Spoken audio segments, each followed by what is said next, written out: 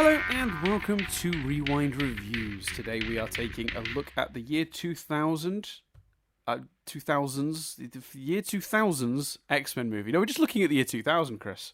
What do you remember from the year 2000? I remember starting school, and Yeah. I remember being given like an impassioned, starting secondary school, and being given like an impassioned, you're the only generation of year sevens from the year 2000, from the millennium year, and just a classroom full of kids being like, all right. Okay, sure. So I remember that. I remember the Millennium Dome. Did you go to the Millennium Dome, Dan? Yeah, dude, it's still there. Visited it as recently as 2023. Yeah, but it's No, very, 2022. Sorry, 2022. It's very. I mean, it's an arena now. It's not got like the only bit of the Millennium Dome kids enjoyed. That sort of late. It wasn't late. It was like you shot each other with balls, didn't you? I went trampolining there. That's what I did there. Oh no! What, recently? So the last time I was there, I just had food there, and that was like 2022. But in like 2018, 2019, I went trampolining there. Oh, nice. Did you? Because for those that don't know, the Millennium Dome became the O2 Arena in London. Mm-hmm. Can I tell you a quick, my favourite O2 Arena story that we don't have time for, Dan? Oh, absolutely. Well, very quickly before we do that, though, I will say, as a kid in the year 2000, I wanted to so desperately to go, but I had no idea how far away London was, and my parents would not take me, and I could not understand, because in my head it was a 20-minute drive in the car, and I was very frustrated. Oh, so did you never go to it as the Millennium Dome, then? What's that, sorry? Did you never go to it as the Millennium Dome? No, never got to go. Ah. I went, and it's like what it is now, which is an arena, but a bunch of the space has been reused as well for, like, there's bars and restaurants and other sort of stuff inside of it now. Like, I'm sure there's like a go-karting place, and like there's a bunch of stuff just built into it now. It's very strange. But anyway, carry on. I remember my primary school, for some reason, they took us on a trip. Yeah, there, Nadia went with her school as well. I'm very jealous of this, but go on. Yeah. My favourite O2 Arena story was a friend of the podcast, Connor, and I went to a gig recently at the O2. And Connor was just drunk before the gig. And he was drunk when he met up with me, but by the time we got to going into the gig, he was very drunk. So on the way in, and when someone's drunk and you're not, and it's quite tiresome. So on the way into the gig, Connor's going, you know when I've been to the O2 before, the National Television Awards. I went with my mum to the National and I'm like, okay, cool. And he was like, yeah, and then the year after that, I went to the next National Television Awards with my mum. Like, okay, just banging on about the National Television Awards. And then we went to get food, and we chose this. There's an Italian restaurant, so we sit down and we order. And Connor goes, the last time I ate here, and I was like, was it the National Television Awards? He was like, it was the National Television Awards. Came in with my mum. I'm going to phone my mum. And he just phones his mum. And his mum's chatting to him. And his mum did that classic thing where his mum's like, put Chris on the phone. It's Chris more cogent than you. Put him on the phone. Yeah. He puts me on the phone and his mum's like, he needs to stop drinking. I'm like, I'm not his boss. Like... So yeah, it was just the National Television Awards. Maybe it's not that funny. We definitely don't have time for that story, but made me laugh. Yeah, I just looked. It only lasted 12 months as the Millennium Dome. So by 2021, it was not that anymore. But my question is, it didn't open as the O2 until 2007. Was it just an eyesore then for like 6 years? Just sat there. So. I think they were renovating it, and it just like many things. It just took ages. Right, yeah, I guess converting it was a thing. Anyway, I did look up an article, Chris. Right, 20 things from the year 2000. That will make you feel nostalgic, and almost none of them made me feel nostalgic. But the world didn't end. Y2K, Millennium Dome opened. Euro 2000 was a disaster for England. I don't remember that. Destiny's Child conquered the charts. Kylie made an almighty comeback. Sophie Ellis-Bextor and Posh Spice featured in the biggest chart battle since Britpop. Okay. Sure. Wait, what? Sophie Ellis-Bextor and Posh Spice? That's what this article says. No, I don't think that's that was a thing. That big pop battle. Well, look, buddy. I've got it's. Look, would bbc.co.uk/program/articles 20 things from the year 2000 that'll make you feel nostalgic lie to me? I don't think it would. So let's not, Anne Robinson instilled fear in every Weakest Link contestant. Sure. The golden age of retro mobile phones and everyone playing Snake. We all became obsessed with Brad and Jen, didn't we just? Well, that's true. And the Snake thing is true as well, to be fair. Which one, sorry?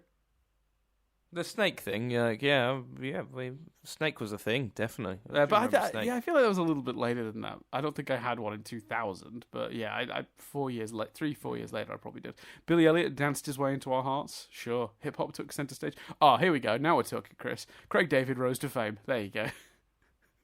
Oh yeah, that's absolutely true. Yeah. Anyway, so for a drink on Wednesday. Another thing that happened that year, Chris. Probably, in fact, I would guess maybe, if my memory serves me correctly, the biggest film of that year, right? X-Men 2000. Probably. Hold on, let's look up if that's technically true. Biggest films of 2000. 2000 in film. Highest grossing film. Worldwide, ideally. You what, sorry? Worldwide. It's like... But no, worldwide it is 9. Yeah, I just spotted that. Yeah, okay. Well, so I wouldn't have guessed the other ones beating it necessarily. Like, I would not have predicted What Women Want and Dinosaur beating it. That's bad. But if you'd have reminded me that Gladiator and Mission Impossible 2 came out that year, I would have gone, oh yeah. The Perfect Storm is number... What a weird year for film. Yeah, man. God, yeah. So 8 through 3 are not great. I'm gonna put that out there. Oh no, 3 is pretty good, but it's a surprise that it's up there. Castaway. Even what like I watched and enjoyed as a kid What Women Want. But what if you'd have said to me, Meet the Parents or What Women Want, what was the bigger movie? I'd have been like, Meet the Parents. But nope, not gone to this. Anyway. Oh god, the Grinch. That's the Jim Carrey Grinch, isn't it? How the Grinch Stole Christmas. Yeah, it is. This is the problem because Dan and I, right, little peek behind the scenes. There's a shit ton of triv for this week. Just an absolute bucket ton. Took Dan, bless him, like 5-6 hours to do the triv, right? Yep. And what we're highlighting here as we sit here and assess the top 10 releases for 2000, the Millennium Dome, and more. This is the problem where we don't have a time we need to be finished by, Dan. Well, no, I think what we're really highlighting is how tricky it is and how much we never want to discuss a movie when it turns out like this one did. And for those who are wondering what that might mean, just for some context, and I think Chris kind of nailed this yesterday. This in a text to me. I think he just says like, it's just fine. It's just like a functional, solid movie. And solid right. Was I'd never say fine because it's fine implies it's fine. Solid. It's a solid, good. I'd say great movie. But, like, it's, and there's kind of not really many nitpicks either, which always makes it harder to review because the bad's easier to talk about for a longer time than the good. Well, we'll quickly do history. I was a massive X-Men cartoon fan, 92 through 96, I guess, when that ran. I only assume 96 is when it finished because of the X-Men 97 being called X-Men 97. But, yeah, the 92 to 96 Fox Kids X-Men cartoon was, like, one of my favourite things. And they did a movie, and my parents wouldn't take me. I was born in 87, so I'd have been 12 when this came out. So I was very much dependent on my parents taking me, to films when I wanted to see them. A couple of years later, by X-Men 2, I went and saw that on my own. Well, I say on my own with my mates from school, but didn't work out for this one. So I had to wait for this to come in on VHS. Very excitedly, because I'd seen the trailer. The trailer had been all over kids' TV for literally months and months, even though it's not necessarily a kids film. And that shot of Wolverine clawing into the Statue of Liberty and going round it with the fireworks in the background was like a really like central image to the marketing in my young child mind, because it's the image that stood out the most to me, and like I could not wait to see the movie. I was so excited for it, and then and of course loved it, like absolutely loved it. Thought it was an amazing film, and it felt like watching a grown up film because of its tone, and you know, as much as I disagree with many of the choices made now as an adult.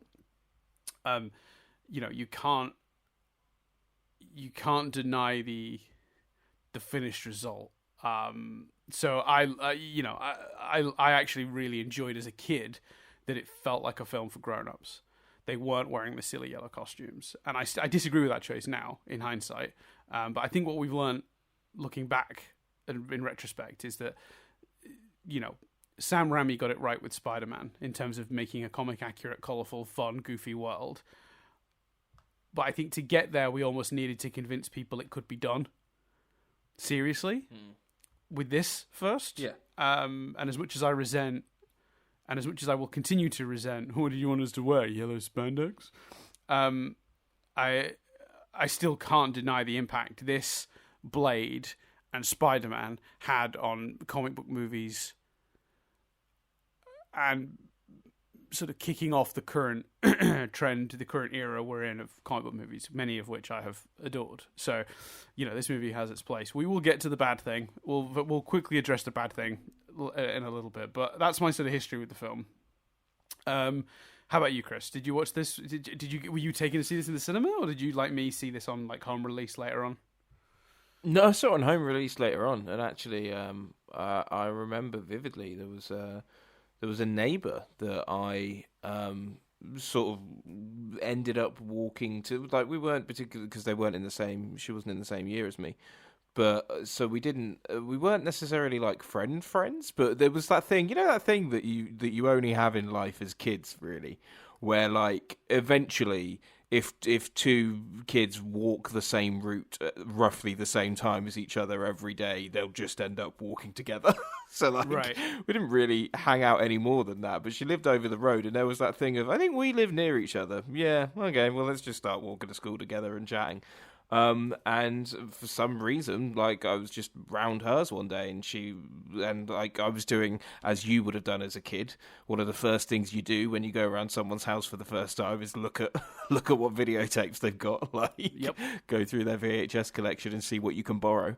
And I did that, and the answer to that question was X-Men. Like, she had X-Men 1 and X2. On video, and I was just like, oh, I've never seen these. And she was like, hey, you can take them. So I borrowed them and watched them, and yeah, that was sort of it. I didn't have a big affinity with the cartoon. We've potentially discovered this Christmas why. We've managed to solve the age-old mystery of my lack of affinity with cartoons. Apparently, my mum just doesn't like animation. I was like, yeah, at some point, Boxing Day. when we bring Analysing Avatar back to cover, you know, whatever they're cooking up at Avatar Studios right now, whether it be a movie or a series, we don't 100% know yet. But we, you know, whenever that materializes and we cover it, we'll have to make sure we mention that on that podcast, I think, because I think that is quite interesting. Yeah.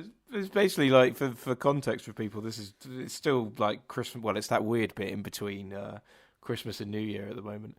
And yeah, I was like Wallace and Gromit, and my mum was just essentially like, "Fuck no!" Like, I don't like Wallace and Gromit. You know, the funny thing is, she would fucking love it. Like, I know she's dismissed it out of hand. It is so funny, and there is a lot of really good sort of like very English comedy, very sort of, and I mean this in the nicest sense, like genuinely like very broad comedy that I think a lot of people are going to get something out of. There's a lot of really, like, I won't really jokes from that one, but like there's a brilliant joke in A Matter of Life and Death, the previous one, where Gromit's got a bomb and he's trying to throw it somewhere, and he goes out the back window and it's like puppies, and he goes out the other window and it's like nuns, and then he goes to the third window and it's like the Yorkshire border, and he throws it at that. Like, That's just an objectively good joke, right? Like that's very. It's a British. Yeah, it's very and I just think like I actually think your mum would find that very funny, but from what I've gathered, she just out of hand dismisses anything animated, which. Well, yeah, I was then like, do you like animation in general? And she was like, not really. And it's true, like, we didn't even like, I remember us watching a lot of the Disney films, but mainly from like our own volition. One Christmas, actually, me and my mum watched Inside Out and very much enjoyed it. For some reason, it was just the two of us. But anyway, so I didn't have an affinity with the cartoon, so I didn't really have an affinity with the franchise. And just watched these VHS tapes and enjoyed them, but equally didn't feel, like as I've already said on here, I've never watched X-Men: The Last Stand. I think, to be honest with you, I probably have only seen some of the more recent movies because, it's at some point we might get to this movie. But I can't remember the context, but I was staying with you and you had tickets for like the opening night of First Class. Yes. And we went and I fucking loved it. I was like, that was a really good movie. Like I was really, really like taken by it. And then as a result, I think saw the other movies. Mm-hmm. But yeah, I think Apocalypse is probably the only other one I've seen in the cinema. Oh well, apart from Logan, obviously, and the Deadpool movies. But anyway, I sort of, in my head, and you can confirm or deny this. Us going to see First Class is the start of your interest in superhero films that then leads you ultimately. It's the start of a path. I'm not saying it's the like the exact catalyst, but that's how you end up being more into like Marvel stuff and ending up watching like, Avengers stuff and getting into all that. Or am I misremembering?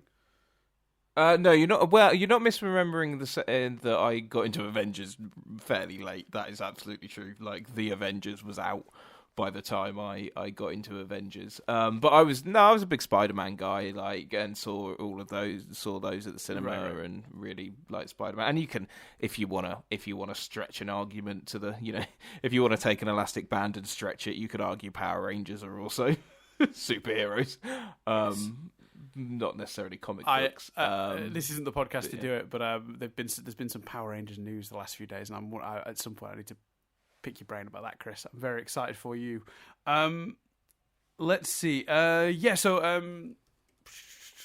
my brain has died just because of Power Rangers thoughts. Oh yeah. So we both have sort of I think pretty standard sort of from our generation experience with this film, which is I think for a lot of people it's like maybe not catching the first one in the cinema, but then definitely seeing sort of second, third one onwards and being quite into them. The X-Men fan base is pretty passionate. They're a pretty loud bunch. Like they don't like me on the internet observing that the X-Men movies are pretty flawed in that every X-Men movie is only beholden continuity-wise to the one that came just before it and never anything else. So the third one starts to ignore things we established in one. And then the fourth one ignores things we established in 1 and 2. They only ever listen to what happened in the very most recent movie. So sometimes they just outright contradict the one that came directly before. They're a bit of a mess, these movies, once you start pulling them apart. All in all, there's that brilliant thing of like James McAvoy in this movie is only a few years off being Professor X in this movie, being the Patrick Stewart version. So there's we'll pick apart the continuity as we go. But how did you feel then, Chris, sitting down to rewatch it this time? Several years on, all of superhero media that we've consumed since. The standard's probably a bit different.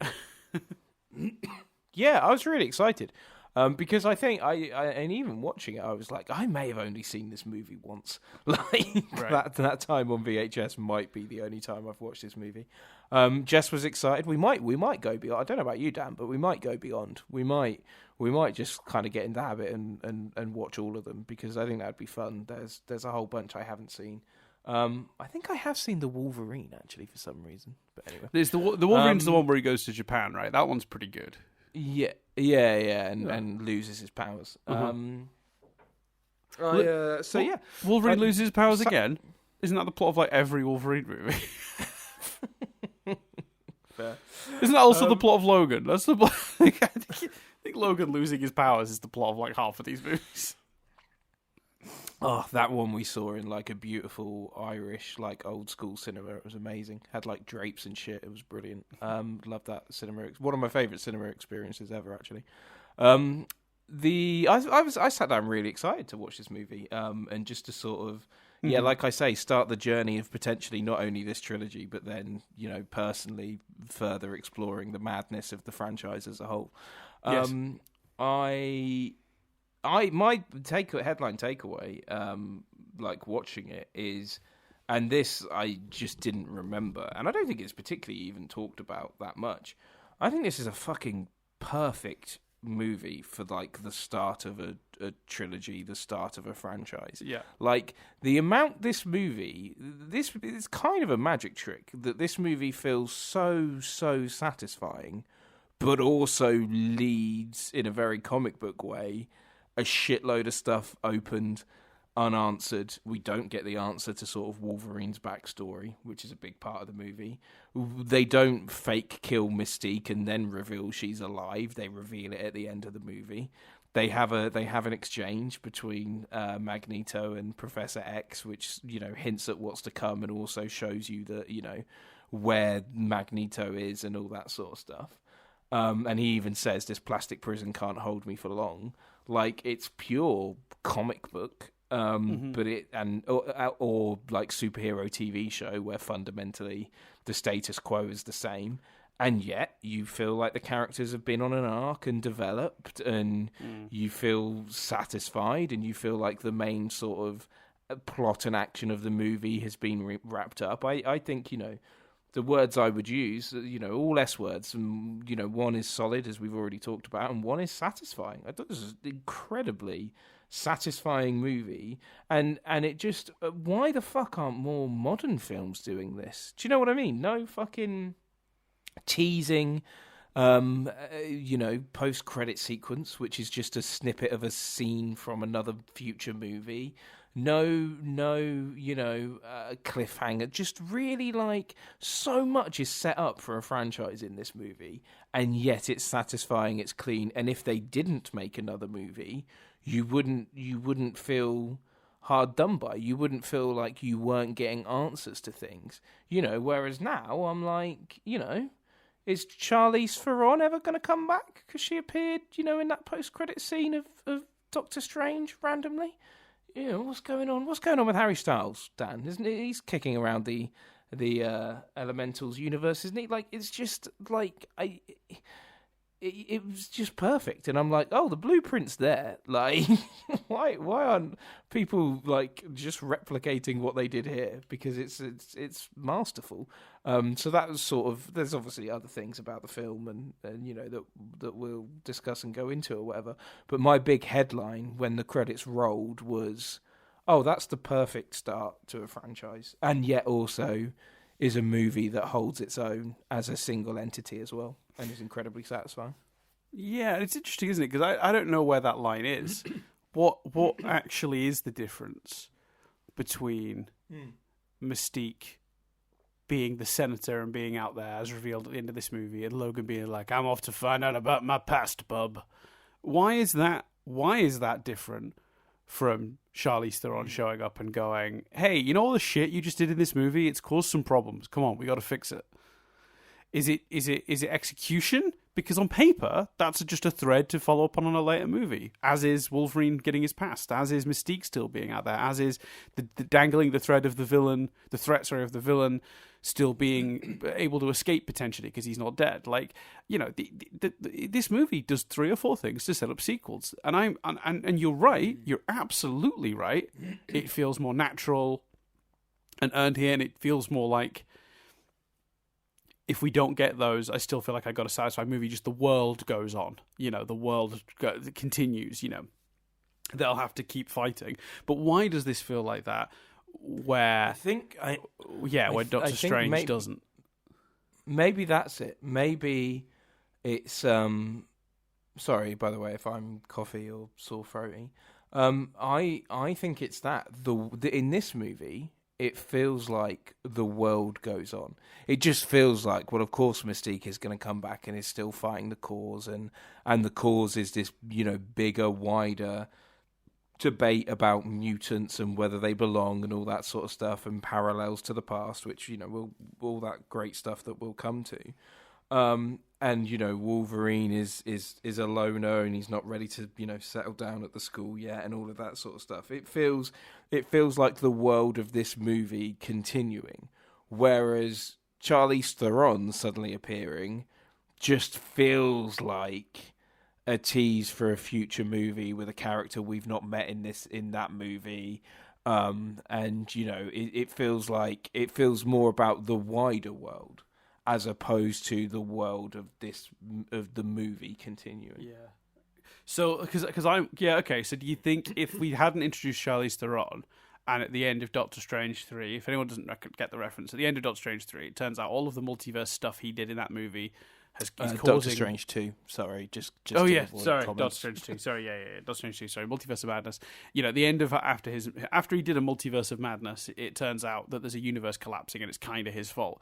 If that movie ends then with him and Wong being like, and there's work to be done, we've caused some damage with what we've just done on the adventure we were just on, we better get fixing. And then he just steps through a portal to try and help another world, then we could do our future movie. So you think it's literally just the inclusion of a character we hadn't met inserting himself into the story last minute really makes it feel like this is specifically for another movie, whereas if we just ended with him saying, hey, the events of this film have meant we've still got work to do, buddy, and him and Wong go off into the night, then that's more satisfying, because that could just be the ending of Doctor Strange, where he's off doing more adventures, whereas putting a new character in it, introducing a new character in that moment, is actually the thing that separates the two. Yeah, maybe. And maybe, because also, what is it? Fine, I'll do it. When is so... Age of oh no, because he's not in that movie. I'm trying to think of other Marvel examples, and obviously also there's the cultural implication and the zeitgeist knowledge of post credit scenes like affecting Doctor Strange specifically and stuff now. So there's that too. Obviously, there's a lot of like differences between the comic book movie landscape between when X-Men came out and when Doctor Strange Multiverse of Madness came out. But I was trying to think of like Age of Ultron, because the Thanos one is great. The whole fine, I'll do it myself. But actually, that's not really what Age of Ultron as a movie is about, and Thanos isn't really in Age of Ultron. So yeah, but I guess that one is so teasy. We don't even really properly see the character. It's like you can tell it's Thanos, but there's just that is really just like a little. It's almost like an Easter egg. I think that's the difference, isn't it? I think the balance is okay. I think this is what I'm concluding. The balance is it either needs to be a really quick Easter egg where you can barely tell exactly what's going on, who's saying what's going on. You see a glove, you see Thanos, but he's just like, I'll do it myself. What does that mean? Who knows, right? That to me is almost like just like the closest thing to a teaser you can do for the next movie.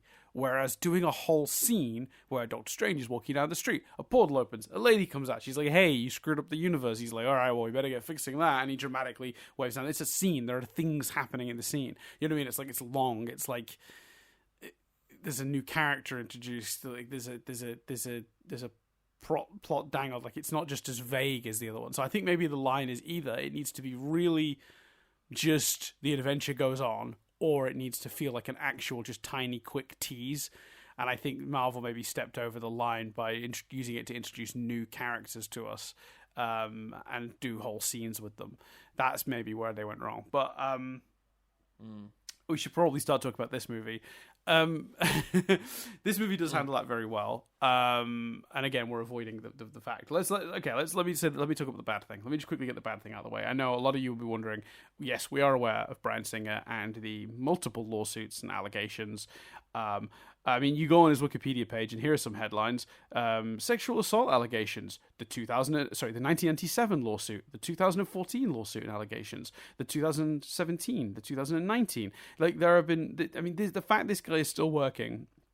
Well, I guess now he's finally after sort of Weinstein, like the allegations got taken a lot more seriously, because the Wikipedia also on the 2019 allegations links to Weinstein Effect, which is apparently a page on Wikipedia. But yes, we know it's going to be really hard to review these movies without talking about Bryan Singer, who is deeply entrenched in the world of X-Men, directed the first two, I believe was a producer on the third, and came back to direct two more movies later in this franchise, well after all these accusations came out as well. Studios kept hiring this guy, you know. We know it's horrible, but we can't do a Fun Happy Times Reviewing Movies podcast where we go into the depths of that. It's brutal. There's some horrible stuff. There's an article called from the Hollywood Reporter called "Bryan Singer's Traumatic X-Men Set. The movie created a monster. The director's auteur style changed Hollywood's approach to superhero movies forever, but his on-set tantrums, a cast mutiny, and later allegations of sexual abuse have left a tarnished legacy as the blockbuster turns 20. That's from the year 2020, from the Hollywood Reporter. I recommended reading, is what I'll say. We're not going to go into too much detail of that here. There is some elements of his behavior on set that will come up later in trivia, but only in a tangential way. I'm not going to go into the allegations. It's just not going to make for a good podcast. It just won't. But I want people to know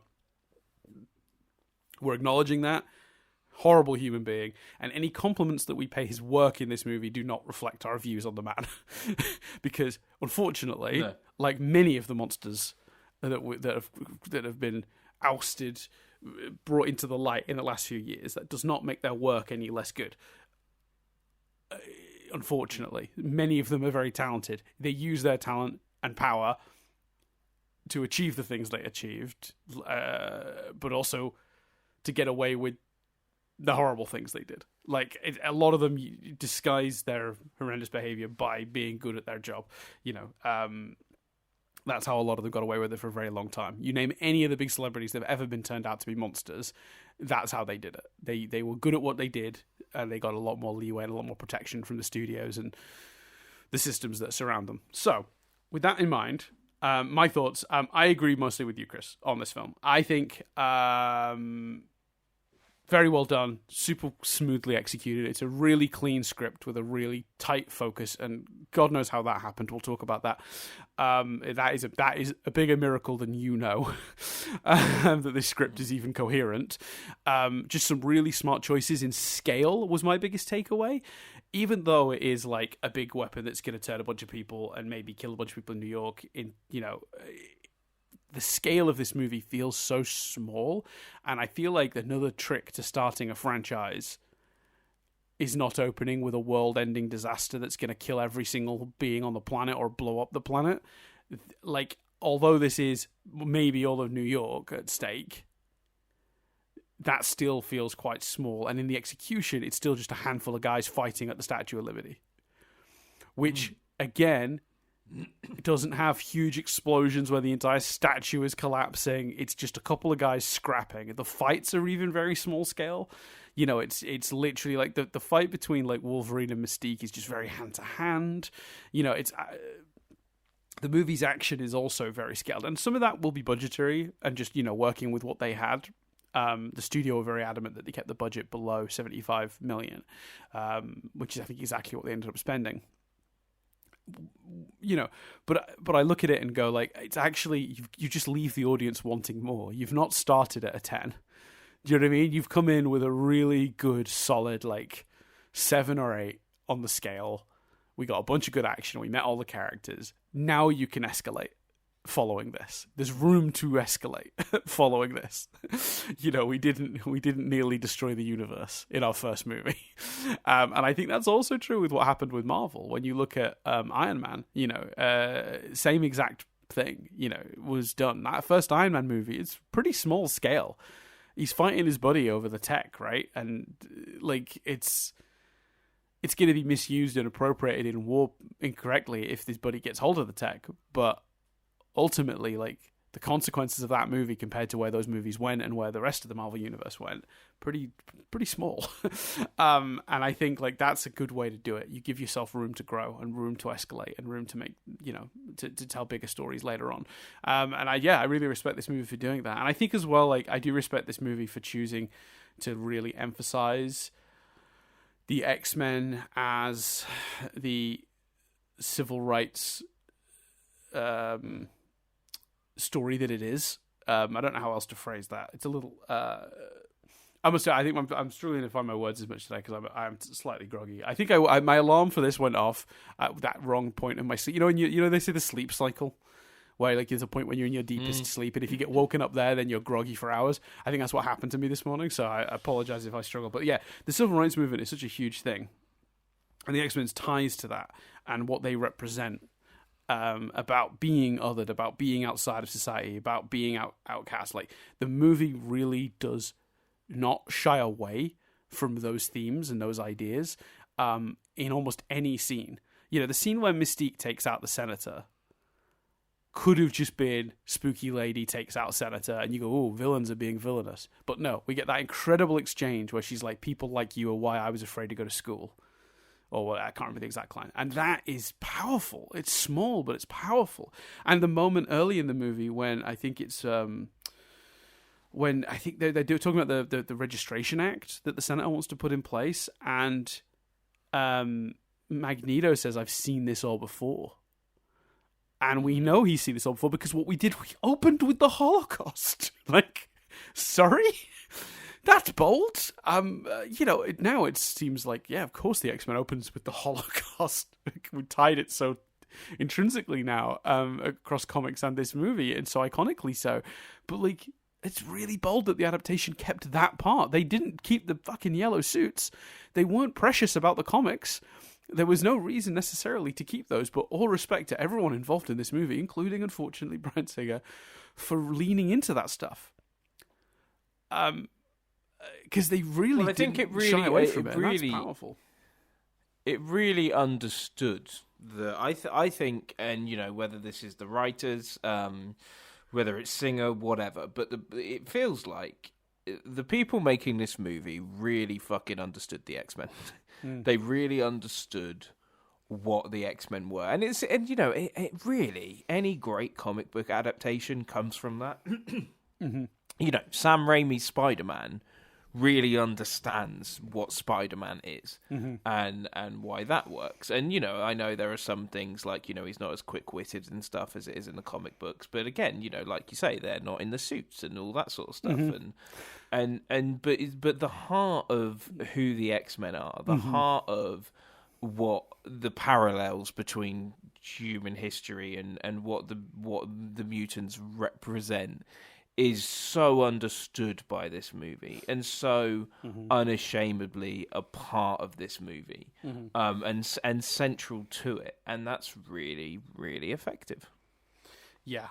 I mean, it's incredible how much they knew to push that stuff, the political side of it.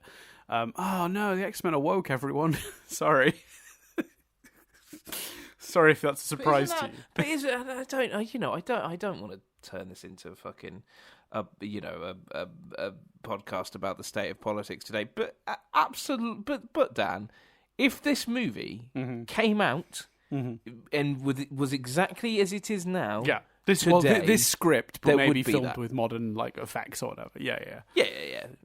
There would be that. There would be that chatter. You know, we all know the fucking YouTubers that would be making videos. Yep. Disney's lost. X-Men 2 woke. Like, we all know who they are, and that's what they would be saying about this amazing movie.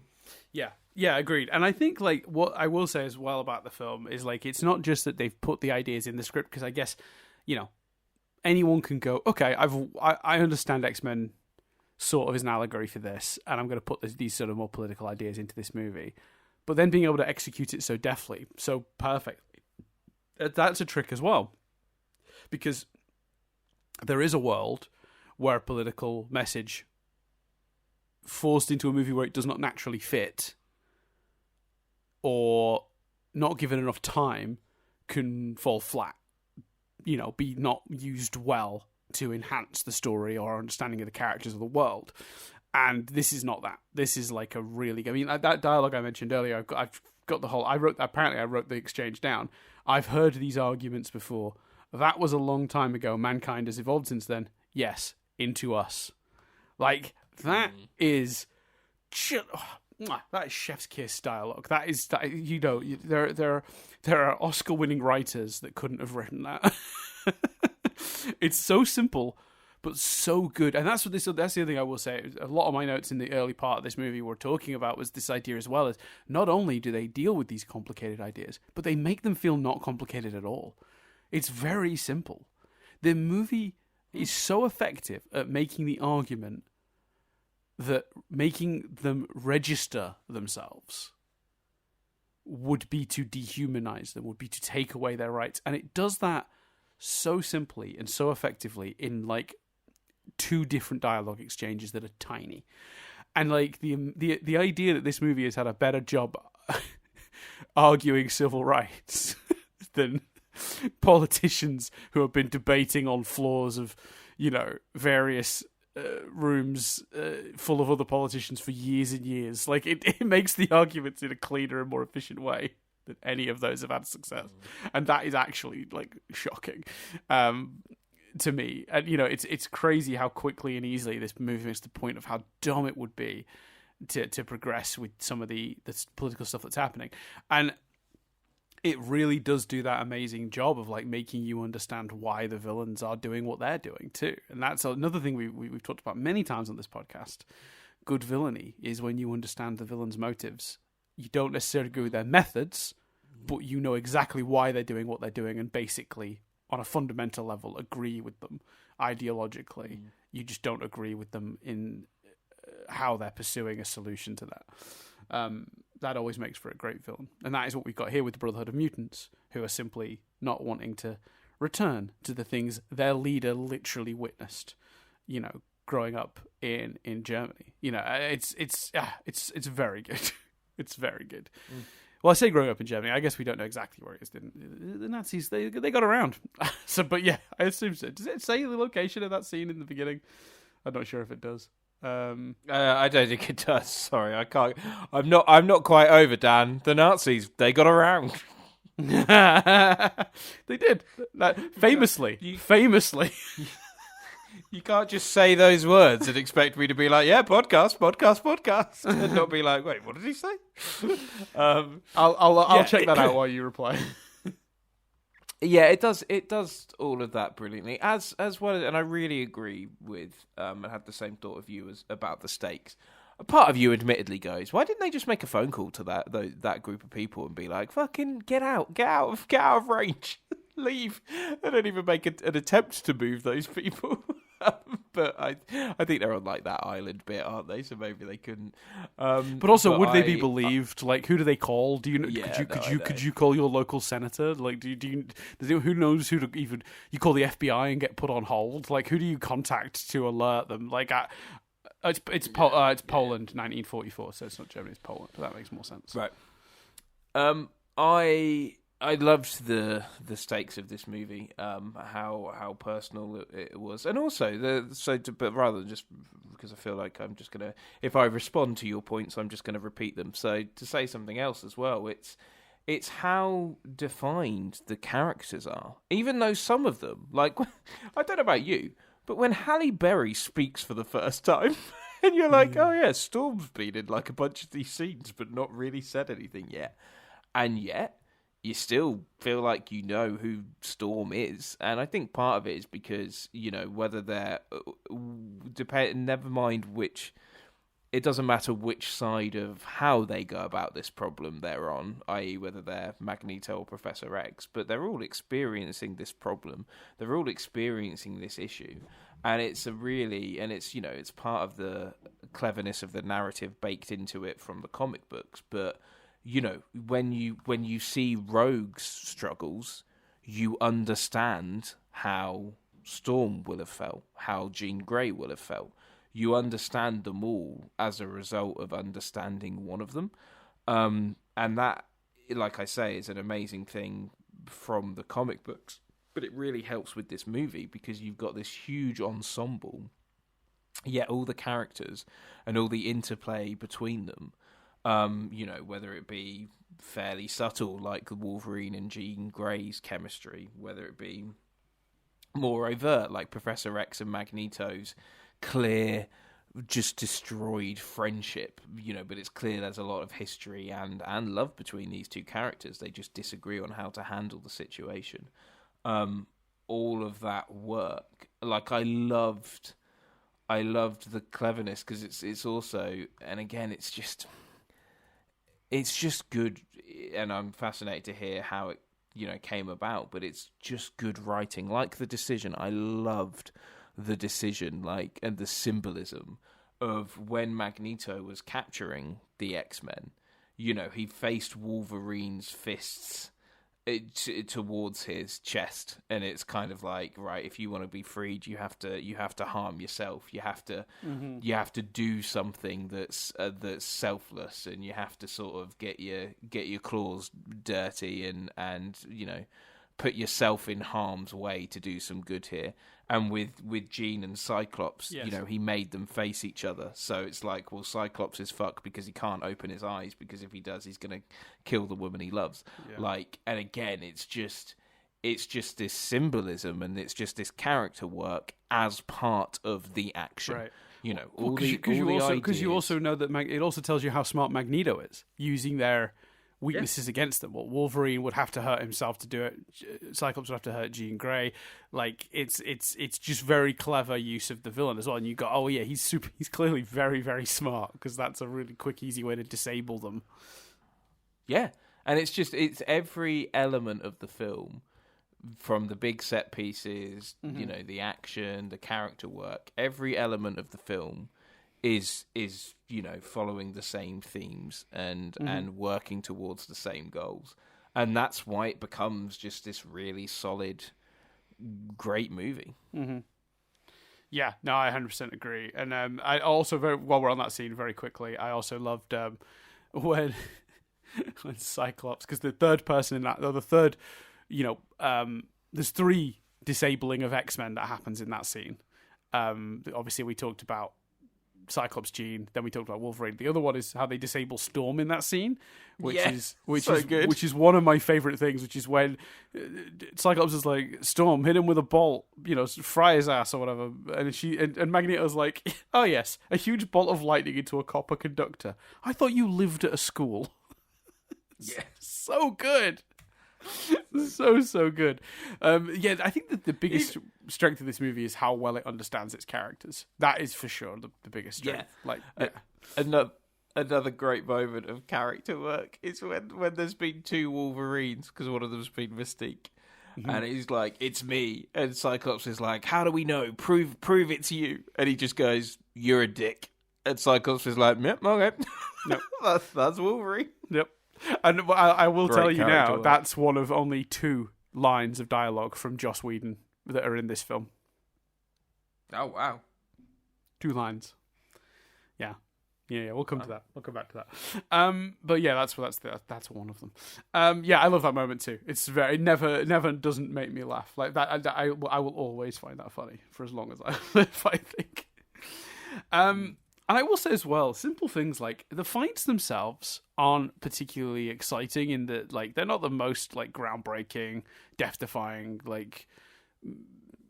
spectacle action sequences that you've ever seen. But just a simple choice like setting it on the Statue of Liberty does feel like a visually interesting choice, right? And I know we since this movie, we've done a pretty big superhero movie, quite a successful one. That had its final action sequence,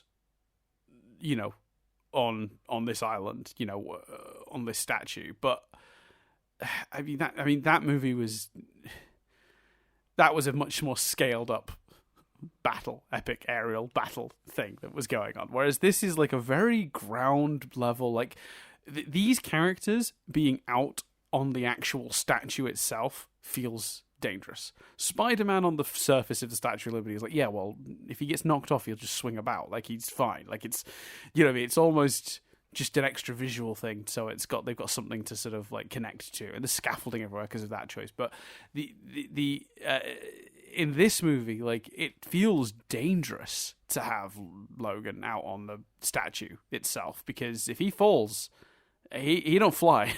He can't whip a web out and save himself, and that gives it sort of a tension that you definitely don't get from the equivalent scene in another superhero movie. So I think just a really simple choice like that gives us both an interesting visual and also like a little bit of extra tension in some of the fight scenes. Again, simple choice, but an effective one. I also, really, really enjoyed like throughout the film that like the action scenes all follow logically. There's never a fight for a fight's sake. Every battle that occurs in this movie is because someone wants something and the other person's in the way, right? Like the very first fight scene with Sabretooth is because he wants Rogue. You find out later. You don't realize that at the time. The fights in sort of the middle of the movie. One of my favorite sequences in the entire movie is the train station sequence, which we'll talk about in more detail in a second. But like just as an overall point on that, like that's again, it's that chase for Rogue that's the goal that they're trying to achieve. And then the X-Men are in the way, and then there's the brilliant standoff outside. But like all of this action is like, again, quite understated. It's never goes on for too long. It's not just needless punching. It's always in service of like a goal each character is trying to achieve. And you always understand where everyone is in every action scene, what they want in every action scene. Just again, because it's all pared back, simple. Because you know what it feels like this movie would have if it came out now? It would have Wolverine fighting the X-Men. At least Wolverine fighting Cyclops. Like, you know what I mean? When he wakes up, there'd be a big scene where they fight each other. Because, if you're doing team-ups or ensembles, you got to see them fight each other at some point. Like, and I enjoy Deadpool and Wolverine a lot. But, like, that movie's partly guilty of that. Like, let's create, excuses for these two to fight because that's what the people want to see. But actually, there's, the movie feels... in this case, it all feels way more cohesive because, as you say, every fight scene, every action scene is there for a reason. Yeah,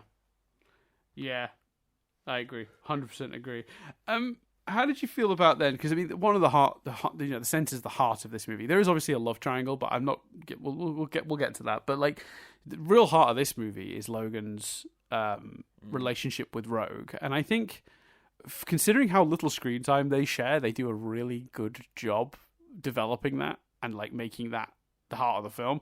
And I think it's really interesting they set the tone because we've done this story then multiple times over. Logan is once again, a young, maybe less defenseless isn't quite the right word, but a young person being pursued, and Logan taking it upon himself to protect them. It's clearly baked into his nature.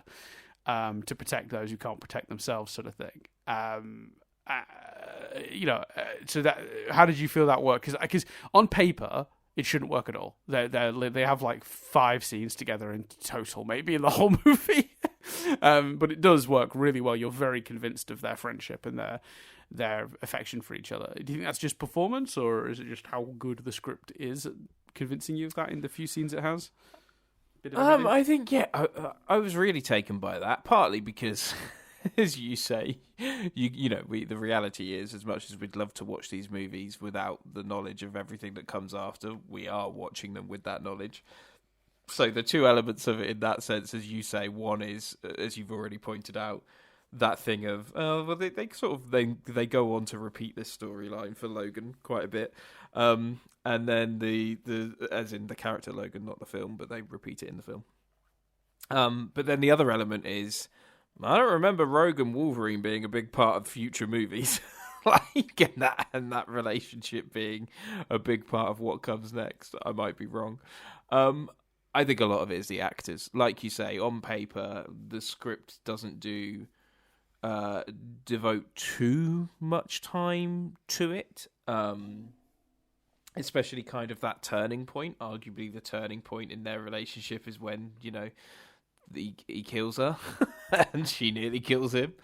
But I think so. I think a lot of it is in the performance and the charm of those actors and them the acting being so strong. I think if I was going to pinpoint, don't get me wrong, there's some very clever choices. Every time he wakes up, his first question is, where's she? Is she okay? And that notion that they're sort of drawn to each other at the beginning. And that scene where he kills her, it did, it did shock me. I was like, oh shit, and but again, I think it also comes back to everything is so thematic. You know, he is pushing away, literally stabbing and pushing back against the person who's growing close to him, and the person that he might need to protect and stop being a loner for. And you know, in a fit of fear and rage because of his past, he accidentally stabs that person, and you know, nearly kills them, thus getting them away. Like again, every decision, including decisions based around that plot and those character arcs and relationships, is baked into the themes of everything else. He is the one person she can literally touch at her lowest moments when she is dying, you know, and the first time it happens, she's touching him to revitalize herself, but then the next time it happens, he's reaching out to her, and he's trying to protect and save her. Yeah, there's fucking, you know, beautiful work there. I feel like I'm saying the word too much, but thematically, and I think, yeah, again, it's effective because all the decisions are working together in this movie. Yeah, because I think I think I do mostly agree with you. I think because like it is a lot of the work is just the charm of these two actors. I will say the script does some of the lifting as well, with choices like making them both sort of like, I think it's pretty clear early on. Wolverine sees himself in her.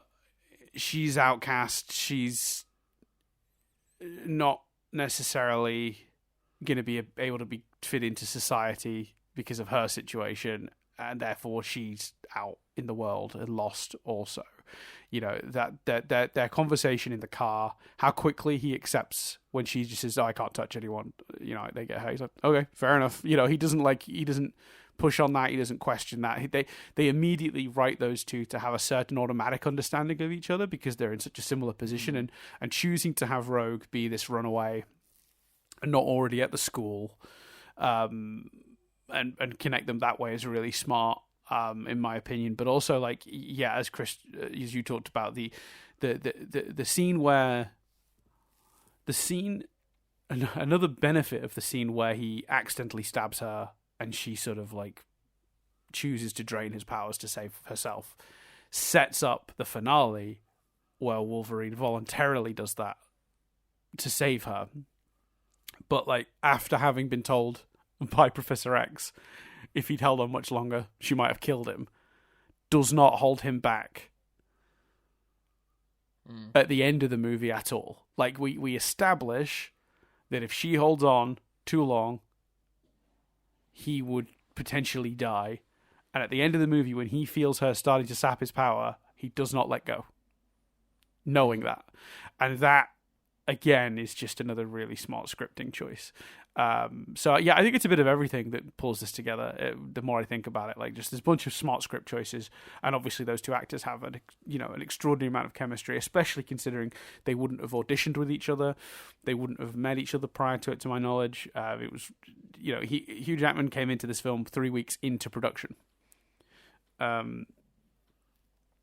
So he really had to make this work on the fly. So even more impressive in my mind that functions. So then let's get your thoughts on the love triangle, because it's in the movie. It's one of the few things in the movie where I'm like, I don't think that needs to be in the movie. I get it. I get the choice. It's in a lot of the comics. Like, it's a huge part of a lot of the comics. I don't know if it needed to be in the movie because they don't really do anything with it. Like, it's just an excuse to make Cyclops and Wolverine mad at each other all the time. Which they could have that alpha male rivalry without there being a lady on the line, so to speak. And I'm sort of putting it in the parlance of the movie. But how did you feel about it, Chris? Maybe you liked it more than I did. I think I did like it more than you did. I think maybe if they'd have put a few less hats on hooks with it, you probably wouldn't have minded it too much. Right. It's things like at the end where Jean says, "you and me," and then like they get interrupted. and all of that sort of stuff, and then the movie has to wrestle between, at the end, does he do the knowing I'm off look to Rogue, or does he do it to Jean Grey? And they made the right choice. Rogue is absolutely the right choice in terms of that. But him nicking Cyclops' bike was fun. I almost wanted, as he rode off, I really wanted to hear Cyclops be like, "My bike!" Like, I really wanted that. like an old sitcom, like freeze frames. Yeah, yeah. I'll be honest. I wanted that to be the post-credit sequence, just Cyclops being like, "Where's my bike?" Yeah, no, I wanted the post-credit sequences to be like to be Cyclops coming down the stairs and just like, "Gene, I'm just going out for milk," and then walking out the door after grabbing his keys, staring into the empty parking lot, and then just dropping the keys. That's what I. Yeah. And then you just hear, "Son of a bitch!" Yeah. Like, oh, God damn it. Where's that movie? Can someone get James Marsden? He seems up for stuff. Can we make this happen? I thought I enjoyed how it was there, but not so much of a huge thing. Again, I saw it as setup, but I can accept that for some people, and in this case yourself, that line of they still did a bit too much. Do you know what I mean? It's where your line is on how much of this, if you're not going to make it a full-blown story and a full-blown part of the movie, how much of this is okay? How many references to it can we have? And for me, they didn't do too many, but I completely don't disagree with or don't not understand you sitting there going, if they're not going to do too much with it, then they did too many nods to it. But for me, it was the okay side of that line. Yeah. And again, partly because the actors, well, specifically Hugh Jackman and what's her name? Femke Janssen. Famke Janssen. Yeah, they've got great chemistry. I don't think there's as much chemistry between Femke and the actor playing Cyclops, although the actor playing Cyclops has got quite a difficult job because he can't emote with his eyes and stuff, which is obviously a huge part of acting. So he's still doing a brilliant job, and they still have chemistry. But the chemistry between Femke and Hugh in particular is really good. So yeah, I know I didn't mind it at all. Yeah, I mean, I think for me the issue is just more I just feel like it doesn't add. Every other scene feels like it's really adding to my understanding of the characters. And if you want me to believe that Logan is all consumed with his past, but also now he's got this extra worry of protecting Rogue and looking after Rogue, then him being all flirty with the Doctor just feels like, what are you doing, buddy? You got... I think flirty's fine. It's the more serious stuff. It's at the end where it's, you and me and all that sort of stuff. But flirty... No, but when they're in the room and he's like, why don't you read my mind? Are you scared what you'll see? Oh, fuck off. Like, what does that add to any of this? Yeah, that's a bad example. But a good example, which just feels in character, because, he's a loner and he's travelling around, but he's, he's still, I reckon he still, had, he still had his dalliances with the, with the art of love. They try to make it like a love story when it's like, again, there's flirty and then there's like creepy. Like, it crosses flirty, that line multiple times. So a good example where, and I think for what you're saying is, if it was more of this, you'd have been okay with it. So a good example is, you just couldn't wait for another excuse to get my top off. Like, sure, that's fine. Perfect. Yeah. And so maybe if it was more of that, and then just Cyclops getting a bit pissy and a bit jealous, then that's the right side of the line for you. Yeah, I think that's right. I think that's it. Yeah. What did you think? Yeah. So I don't think it ultimately works. I just wanted to add, I also didn't care for what that did for Cyclops either. That those scenes, because there's the really brilliant choice to have him say, where Wolverine goes, "Are you going to tell me to stay away from your girl?" Well, if I had to say that, then she wouldn't be my girl. And I love that moment. That's brilliant. Yes, knocked it out the park. Except they then undercut it. I mean, I think it's 20 seconds later. With, and Logan, stay away from my girl. Why? What, did you not understand what you just did for his character 10 seconds ago, 20 seconds ago, that you're underdoing it or undercutting it already? And I know it's supposed to be like a joke because he's saying the thing he wasn't going to say, but but we just learned something about his character. Like, his character and their relationship, like Yeah. that's a really great line for relationships. Yeah, so like, why are we? The joke's not worth the damage you're now doing by having him then undo that. Like, madness. So yeah, I a lot of my, like, if we are doing the closest thing we're going to get to a nitpick corner this week, and again, this is more of a driving past it than stopping at nitpick corner, but like for me, that stuff undercuts what the rest of the movie is doing. And again, I'm happy with Wolverine just to do the whole, like, the Captain Jack Harkness from Doctor Who thing of just, like, flirts, whatever. There's a funny opportunity to do it where he's like, hey, I'm just looking for an excuse to get my shirt off again. Like, that's fine. All of that is fine.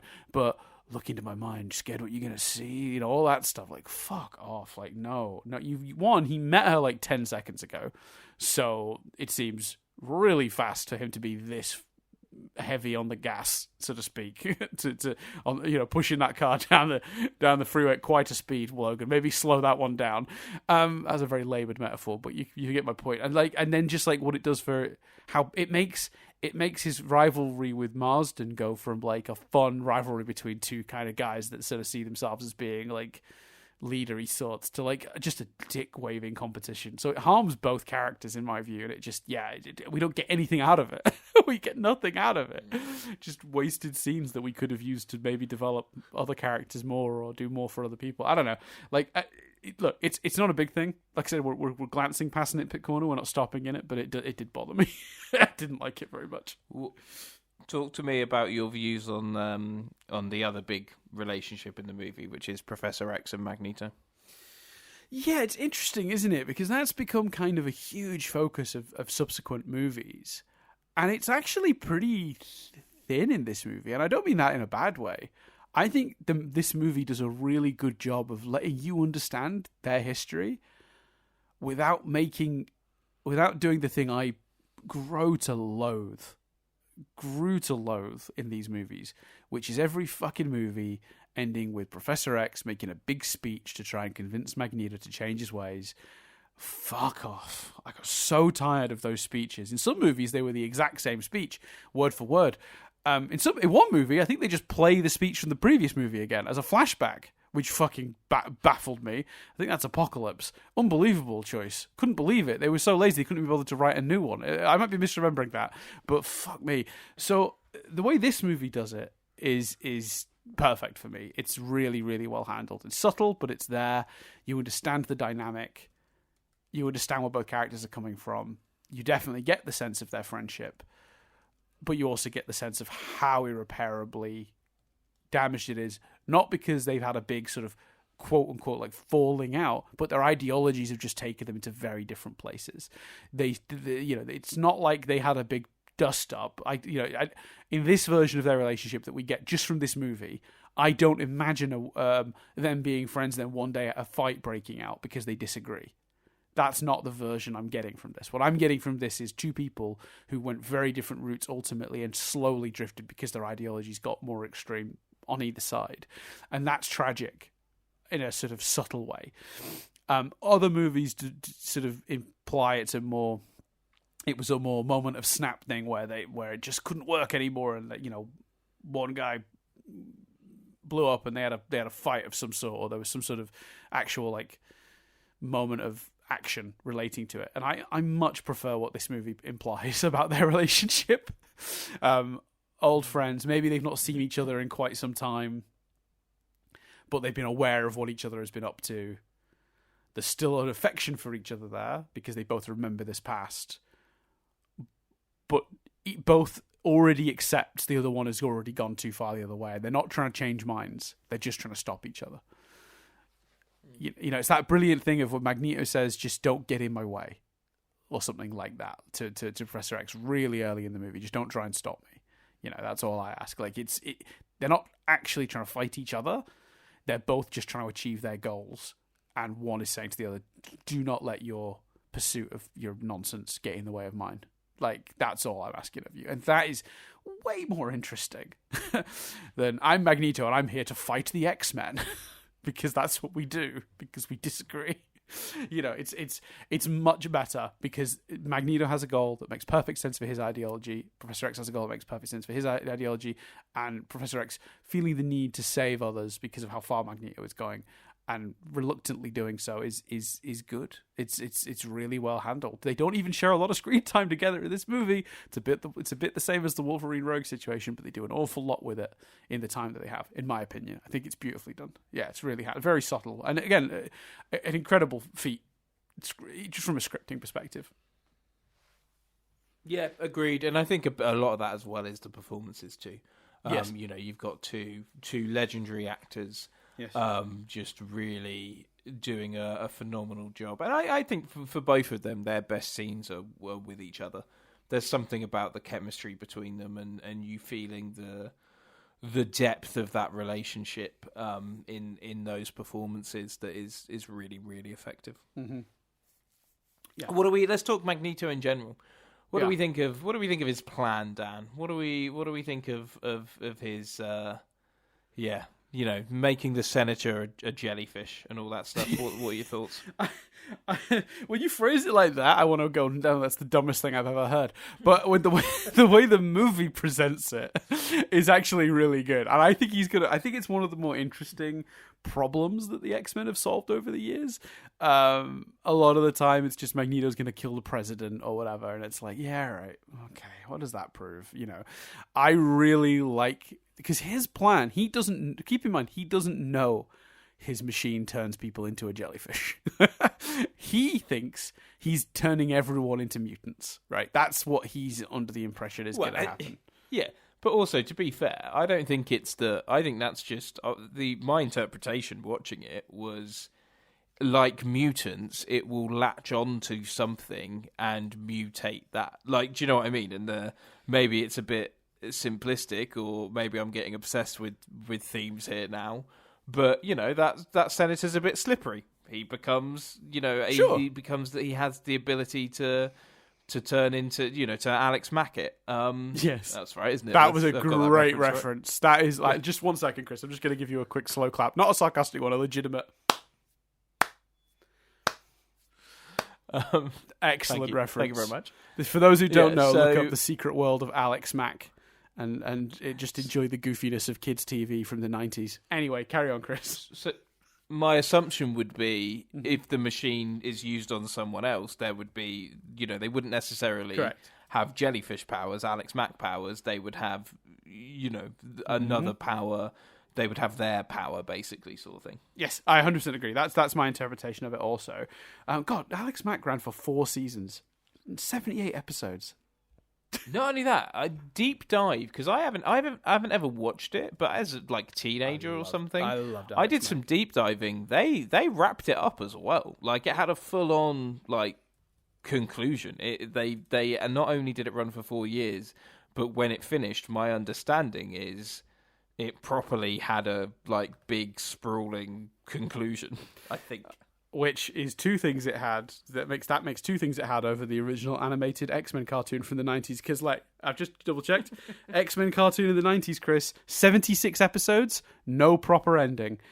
The Secret World of Alex Mack, 78 episodes, proper ending. 2 episodes more and an ending. That's my understanding. I might double check that now as you do that. Anyway, so. Let's so with that, I agree, and I think the plan is actually really smart. Like, the idea that from Magneto's perspective, he's just going to turn more people into mutants, because then they'll have to accept them. If more of the population is that way, then you've got to accept them, right? You can't arrest and make everyone register if you make huge numbers of people. And this plan essentially to make New York like a sort of new home for mutants, or everyone that lives there is a mutant, is an interesting idea. But also making sure you do it at the same time that there's a big government thing. So lots of high up officials, the people that wield power, are going to now understand the plight of mutants. That is a really clever plan, way cleverer than any villain plan from any other X-Men movie that I can recall. The rest of the movies are the usual, typical, pretty stupid villain fare from my recollection. Maybe we'll be proved wrong when we watch these.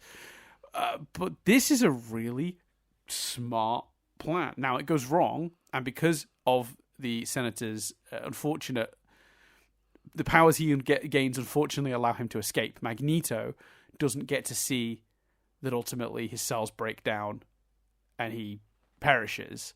So Magneto doesn't know that his machine doesn't quite work, and that the body rejected the forced mutation. So he's like just giving everyone powers isn't that villainous. He's not trying to kill all of New York. He's trying to make everyone understand his plight, and that is really, really good. And for our heroes, for the script to be structured in a way where the heroes find out the side effects of his plan, but he doesn't, in a way that doesn't feel forced and feels quite natural to the story. I gotta tell you, it's pretty good. It's pretty damn good. So yeah, when you say it, when it's phrased, turning the man into a jellyfish or whatever, yeah, it sounds deeply fucking stupid, which I do appreciate. Yeah, and I was being no, you were doing that, but which I 100% appreciate. But like, yeah, in actuality, when you think about it, it's a really smart story choice, and I think it works really well for his ideology that we establish. Because he doesn't in this movie, he doesn't seem to be too interested in killing everyone. It's not his plan. His plan is to do different. And I appreciate that. You've got I assume you've got some Alex Mack information. Is that what you're about to? Yeah. Why, can you just hear my excitement? Yeah, I could. Yeah, I absolutely could. Yeah, Dan, shut up about X-Men. I've got Alex Mack news. Go on. Right, so spoilers for Alex Mack, but this is amazing, right? So, spoilers for Alex Max. Pause here and watch all 4 seasons if you want. All 78 episodes. But basically, for context, for those that can't remember, GC161 is the chemical that she got drenched in that gave her her powers. Yep. So the first line of the synopsis for the final episode is just fucking hilarious. But then, as you'll see when I read the rest of it, so Danielle Atron, I assume she's the villain. Danielle Atron is just moments away from releasing her GC161 enhanced weight loss drink to the public. So seemingly, the villain plot of the final season of Alex Mack is someone's making that chemical into a weight loss drink for the public. Anyway, meanwhile, Lois finds out about Alex, and while he pledges to keep the secret, he isn't as careful as the others, leading to Danielle finding out about Alex, who is subsequently kidnapped and brought to the plant. After being kidnapped, Alex finds herself trapped inside the plant. Her parents are also brought in, and Alex reveals her powers to them. Meanwhile, Danielle plots to blow up the plant with Alex and her parents inside to eliminate any evidence linking her to GC161. With the help of Ray and Hunter, Alex and her parents are rescued before the plant blows up and Danielle is arrested. Alex comes across Dave, who had alerted the FDA about GC161, and thanks him for not telling Danielle, even though he knew. Later, George gives Alex an anecdote for GC161, which he has secretly been developing, but it is left ambiguous as to whether or not she takes it. That sounds like a great finale to me. Yeah, it does. And just a little weird core memory unlocked. I had like a digital diary organizer thing when I was a kid that was like one that was designed for children. It was like a shitty toy thing that was like you could barely do anything with it. You could I think you could store phone numbers, or not phone numbers. I think I had my parents' phone numbers in it in case of emergency. I say their phone numbers are the whole house number, but also you could store little messages and notes in it. But it was locked with a password. Had this tiny little screen that you could barely do anything with. But I remember that I set my password for that device as GC161 because it was said so frequently in that show. It was a number and letter combo that I genuinely remembered. That's brilliant. Right, back to the movie, because I've just realised that unfortunately I had my laptop set to high power efficiency, low power efficiency, because I'd been rendering something a few days ago and I'd never changed it back. So we've got a lot of trivia to do from this thing, and it's starting to run low on power. So at some point we're either going to have to stop while I grab a cable, or if I'm lucky, it'll last us through. But let's push on. So just to get through some notes, because I'm getting to that point where I've got less wider stuff to say very quickly.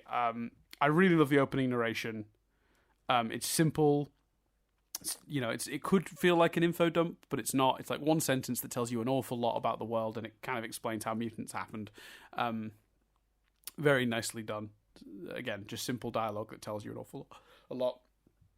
We haven't talked about it, but the opening scene with Magneto in Poland, the scene where they're taking his family away. Little young Magneto, baby Nito, super powerfully done, really, really good. just shot really well. One of those scenes that says a lot with zero dialogue. We didn't talk about it, but also Rogue's introduction is good. Oh, we haven't talked about this actually. In general, I think the other thing that the X-Men is kind of an allegory for, other than like civil rights movement, is the experience of puberty. X-Men has always been, their powers come to them in a time of emotional stress, usually when they're teenagers, when they can't control their bodies. Like it's kind of a thing. It's kind of an allegory for puberty. Not 100%, but it fits that. They do that really well with Rogue's introduction, her scene where she accidentally makes the boyfriend thingy. I just think that handles that really well. It's a great idea. There's a ton of tension in Wolverine's introduction also. There's a moment when he's going to potentially kill the bar owner and the guy that he fought, and then he looks at Rogue and then de-escalates the situation, retracts his claws. Just think that's a really good choice. This movie does Wolverine sniffing, like in the cartoon. Like he knows the bad guy's coming because he can smell them. I just think that's really fun. Oh, talking about little details like that. The choice to have Magneto have that swinging ball thing on his desk, but there be no wires attached to them. It's just him doing it with his powers. It's fucking insane, and I love it. You know what I mean? You know that swinging ball thing that you have on a like. Yeah, it was a great detail. Yeah. I wanted to ask you this, Chris. The movie kind of wants you to think they're after Wolverine, right? And they're like, why do they want Wolverine? Why do they want Logan? Now, obviously, I've seen the movie. I remember the movie. I knew they were after Rogue. I remembered the plot. We didn't talk about that, actually, as well, sorry. When we were talking about Magneto's plan, the other genius thing about Magneto's plan is he's so behind his ideology, not willing to potentially sacrifice himself for it, though. Noted hypocrisy. More than happy to sacrifice Rogue for his goal. But yeah, so the movie kind of for a bit wants you to kind of believe that they were after Logan. I am not convinced a modern audience wouldn't see through that immediately, if I'm being honest. What do you think? I disagree, and maybe I'm just not representative of a modern audience, Dan. But I didn't remember that plot twist, and it did work. Really? Okay. Well, you know what? I stand corrected. The moment I thought they went too far is there's a moment halfway through that sort of plot, from Logan being attacked by Sabretooth to the train sequence where we reveal that it's Rogue they want. There's a scene about halfway between those where it's Professor X and Jean Grey, and maybe Cyclops as well. And maybe they've just been looking at like Logan's skeleton. And someone says, Professor, what could he possibly want with Logan? And Professor almost like looks at the camera and goes, I'm not sure it's Logan he's after. And I'm like, okay, telegraph that one, why don't you, movie? I'd have cut that line. No, that's okay, fair. Yeah. I stand corrected. No, that makes... I'm happy to hear it still works. Like I say, there's every possibility that everyone else would go, yeah, no, that doesn't work, Chris. Like you just weren't paying attention. Like, and I don't think so. I don't think that's it. The whole movie.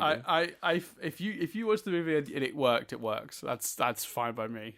I think if you have to basically be watching it like with a notepad to put it together, then that doesn't count. Like, do you know what I mean? Like, yeah, I see what you mean. Yeah, I think if it's subtle enough that you could just, when giving it a normal just viewing, didn't pick up on it, then hands up, it still works.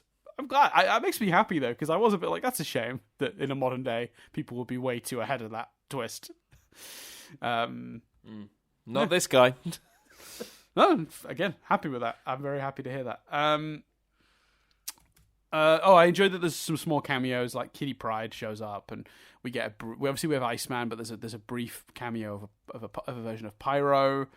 There's a little Jubilee-ish character. She's never named, but she's wearing the yellow jacket. So there's a lady at the school that could it is probably a version of Jubilee. On board with just including those characters in subtle ways. I do think it's interesting that they use Logan as the voice for Bryan Singer's ideas about how dumb superhero stuff is. Like the scene when Logan is like Cyclops Jean Grey? What do they call you? Wheels? Like, that's... I think the original line, by the way, was, what do they call you? Baldy? But apparently Hugh Jackman improvised Wheels, and they kept it, which is chef's kiss. Way better than Baldy, in my opinion. Yeah, Wheels is definitely better than Baldy, for sure. Yeah. Like, using Logan as the voice of his, like, how dumb is superhero stuff is fine mostly. It only doesn't work when it's Cyclops that says it later on when he does the yellow spandex line, because, you know, he's in it. He does it. That's his life. I, again, not to be contrary, but I thought that was just an amusing nod. I didn't mind that as much as you. I just think, from my perspective, there's an element of, it's one thing to make the choice to say, we're going to be a bit more practical with our movie, and actually, in terms of a stealth mission, yellow spandex and blue spandex would be probably a bad idea, right? So they're not wearing their traditional outfits. It's one thing to go, we're just going for realism, but it's another thing to then look at the camera and the fans and go, yeah, that would be dumb. That thing you like, it's dumb. So yeah, it's, yeah, I think it's one thing to not choose to do it, but it's another thing to sort of crack a joke at the audience's expense, who are maybe expecting or hoping for that. Yeah, okay. Yeah, well, that's fair. That's just me. Maybe, like I said, a lot of people might feel different. I mean, look, it's a well-structured joke. I'll give it that. Without the outside context, it's a well-structured joke. And it's delivered very well. I like James Marsden. He's very funny in this movie. He's good in this movie. He's a good Cyclops. What else do I have? Do I have notes? I have more notes. I must have more notes. Oh, we haven't talked about Mystique. How great is Mystique in this movie? Like, can we just... Oh, brilliant. Can we just give Absolutely Rebecca brilliant. Romijn some props for just being awesome in every single scene in this movie? Yeah, absolutely fantastic. Like, such a good performance. I was so, like, and I'm so glad that they reveal she's alive in this movie. Like you raise a fair point about maybe we don't quite need the senator thing. It would have been cool to just have the policeman and, like, see the claw marks, and that's when you realise. But yeah, I really enjoyed Mystique. Yeah. We do need to talk about Professor X getting Professor X'd, as is known. So, for those who aren't familiar with this, there's a running joke amongst X-Men fans that Professor X is too powerful to be in the final act of any movie, so he often gets written out in some awkward way. I've heard different podcasts and, like, communities call it Professor X getting Professor X'd, which is the idea of him being, like, deliberately written out of the final act of a movie. The way they do it here is Mystique, who infiltrates the school to scare off Rogue, first of all, so she can be captured, which is also another point. I was like, oh, it's obvious they want Rogue, because otherwise why is Mystique even telling Rogue to fuck off? I guess to draw Wolverine out, I guess you could probably put it together as, I suppose. If Rogue goes, they know Wolverine will go after her. But that seems like intimate knowledge they might not have. But anyway, but then she infiltrates Cerebro, and that way when Charles next goes to use it, it, like, malfunctions and puts him into, like, a coma, which is just to keep him out of the final act of the movie. Yeah, if we're breezing past Nitpick Corner, I think that's one to look at, because, like, yeah, it is clunky the way it's also, like, she does it with poison that then Jean Grey can spot and get rid of and then use Cerebro. It's like, why would it not be permanent damage to the system? Yeah, it's just a bit clunky. Yeah, it's a tiny bit clunky. You can kind of think your way around it, because it went wrong for Professor X. The machine was examined before it was used again, and the issue was identified and resolved. But yeah, it takes a lot of leaps of logic. While we're on Jean Grey, let's talk about how the women in this movie are deeply underserved. Other than Rogue, Storm and Jean Grey both don't get anywhere near, in my opinion, enough story or time. No. Jean Grey exists to be flirted at. They vaguely hint at her sort of position in the group as the one who, you know, who's sort of training directly under Charles, and she wants to be as good as him. And she gets her moment to sort of help save the day when she then uses Cerebro to help them find Rogue. Although the answer is she's at the train station that's nearby. You didn't think to look there first? She's run away. The train station is stop one, surely. All right, fine, whatever. Let's not worry about that. But that's her big moment of, like, you know, being useful in the movie. And then you've got Storm, who gets to be in the action scenes at the end, but feels very, very tertiary, barely gets to speak. I mean, you've cast Halle Berry as Storm. Like, can she have more to do, please? Where does this sit? I was wondering that watching, especially because, like I say, when she spoke for the first time, because obviously she's got a very distinctive voice in this movie. Yes, she does. Which disappears somewhat in later movies. That's correct. But when she first spoke in this, I was like, oh, like, I don't think she's spoken yet in this movie. And it did make me wonder, where's this, like, is Halle Berry Halle Berry at this point then? So I don't think so, because I think, if memory serves, and we'll cover it when we get to the next one next week, but my memory is that basically they beefed up her part in X-Men 2 following her winning an Oscar for... what was her first Oscar Monsters for? Ball. Monsters Ball, correct. Thank you. Ball. So she won the Oscar for Monsters Ball, and then they were like, oh, we have an Oscar-winning actor on our team. Let's give them more lines. So I suspect not, actually, to be fair. But I just think, okay, forgetting actor situation, because you're right, maybe Halle Berry wasn't the big name. Maybe that's besides the point. The character still deserves more, because all of the women in this movie are like, other than Mystique and Rogue, and even both of those only get so many scenes, like, they are very pushed to the side, particularly Jean Grey and Storm. I've just looked it up to check that, and that is correct. Halle Berry's early noughties filmography is wild, isn't it? Like, check out this film: X-Men, Swordfish, Monsters Ball, Die Another Day, X2, Gothica, Catwoman.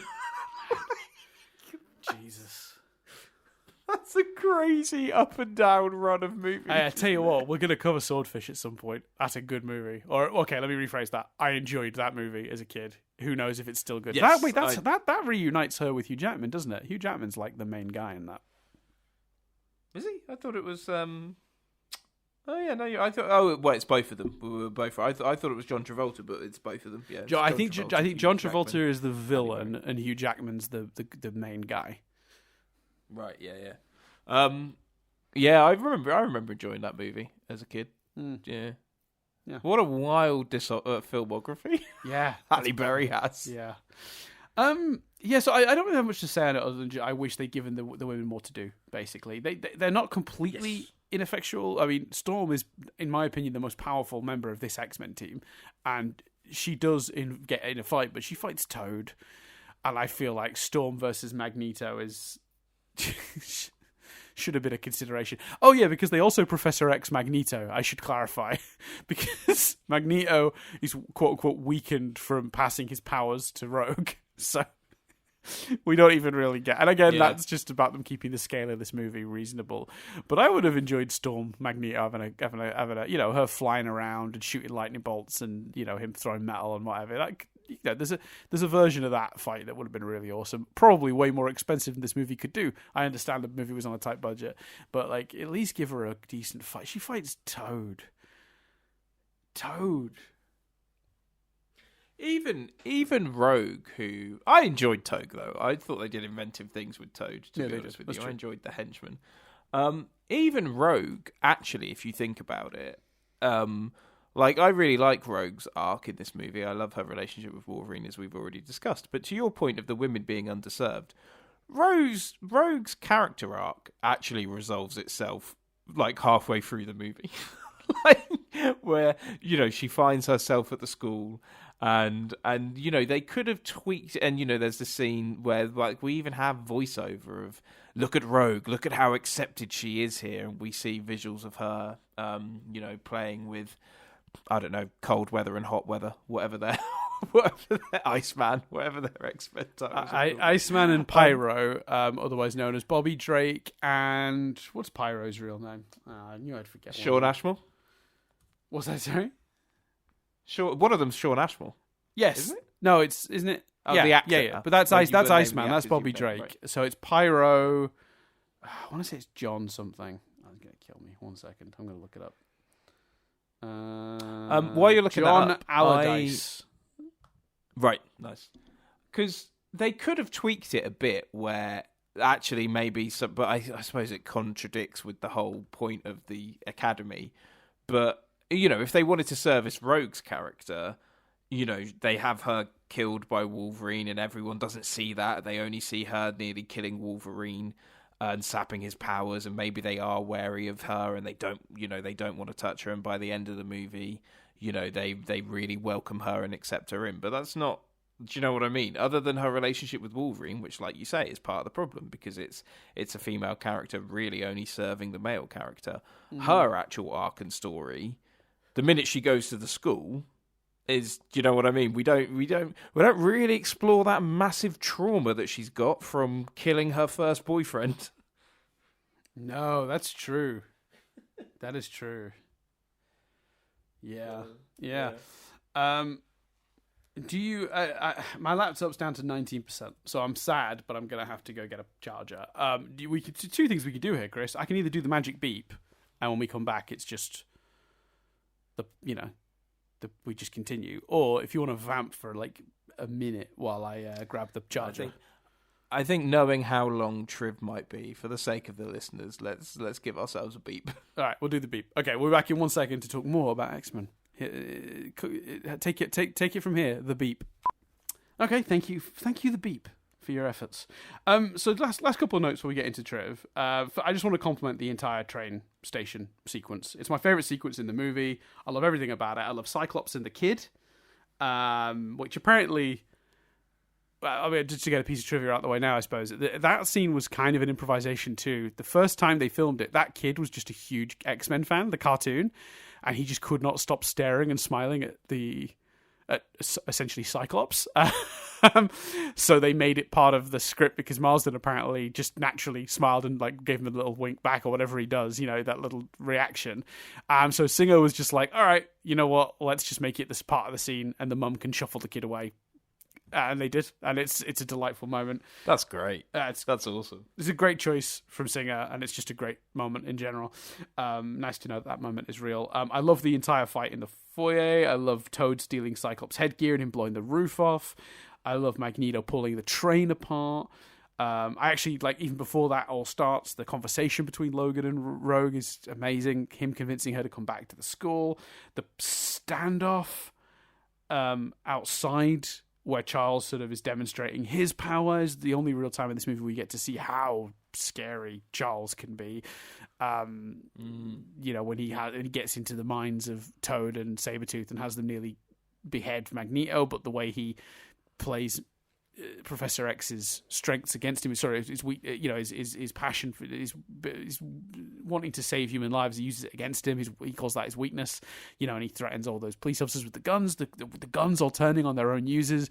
The bullet getting caught in midair, and he's like, "Can you stop all of them?" Everything about that sequence, top to bottom, is fantastic. For me, that's like the best quote-unquote action sequence in the entire movie. There's a lot going on in that sequence, and a lot of it is just tension building rather than outright action.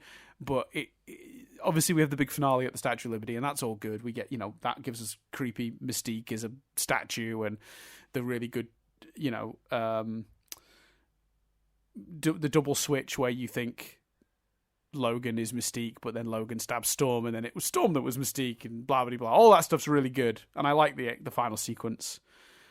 But nothing on that train sequence. It's incredible. The train station sequence, I should say, to encompass that whole section from Wolverine being thrown down the train to right through to the Magneto Charles standoff. Just beautiful. Tippity top. Loved everything about that. Yeah, great stuff. Yeah, and also when they come out and Toad is still wearing Cyclops' goggles, just really enjoyed that detail. It's small. I wouldn't have even thought about it otherwise. I'd have just assumed he destroyed them or threw them away. But yeah, I love that. We haven't talked about it, but Wolverine using his middle claw as a middle finger, excellent, just perfect. Is there anything else? Oh, There is, okay, in terms of special effects, mostly they had a good mix of practical and special effects. Most of it works. The only thing in the whole movie that I just think looks a tiny bit fake is when Logan goes around the edge of the Statue of Liberty thing. It's an iconic shot. I talked about it earlier. It's like one of the first things that I recognize from this movie and think about from this movie. But it's a little floaty. It's the closest this movie comes to having a not functional special effect. Otherwise, keeping it as practical as they did, it all works really well. I love how they beat Sabretooth as a team in the end. I noted that down too. Where it's like Jean's powers float Cyclops' thing over, and then Cyclops opens his eyes, and it's just 10 points. Enjoy that very much. Yeah, I thought that. Yeah, I noted that as well. I thought that was brilliant. Yeah. Oh, and also, just the last note on the movie. I love in the final scene when Charles and Magneto are in prison. I love the line. I feel a great swell of pity for anyone who comes to that school looking for trouble. And what I really love about that line is that because in the next movie that's exactly what happens. Someone comes to that school looking for trouble. They play that line in the trailer for X-Men 2, and I remember it so... I've not rewatched that trailer, but I'm going to after they've done this. But it's, to me, I remember how clever that was, even though it was probably an accident.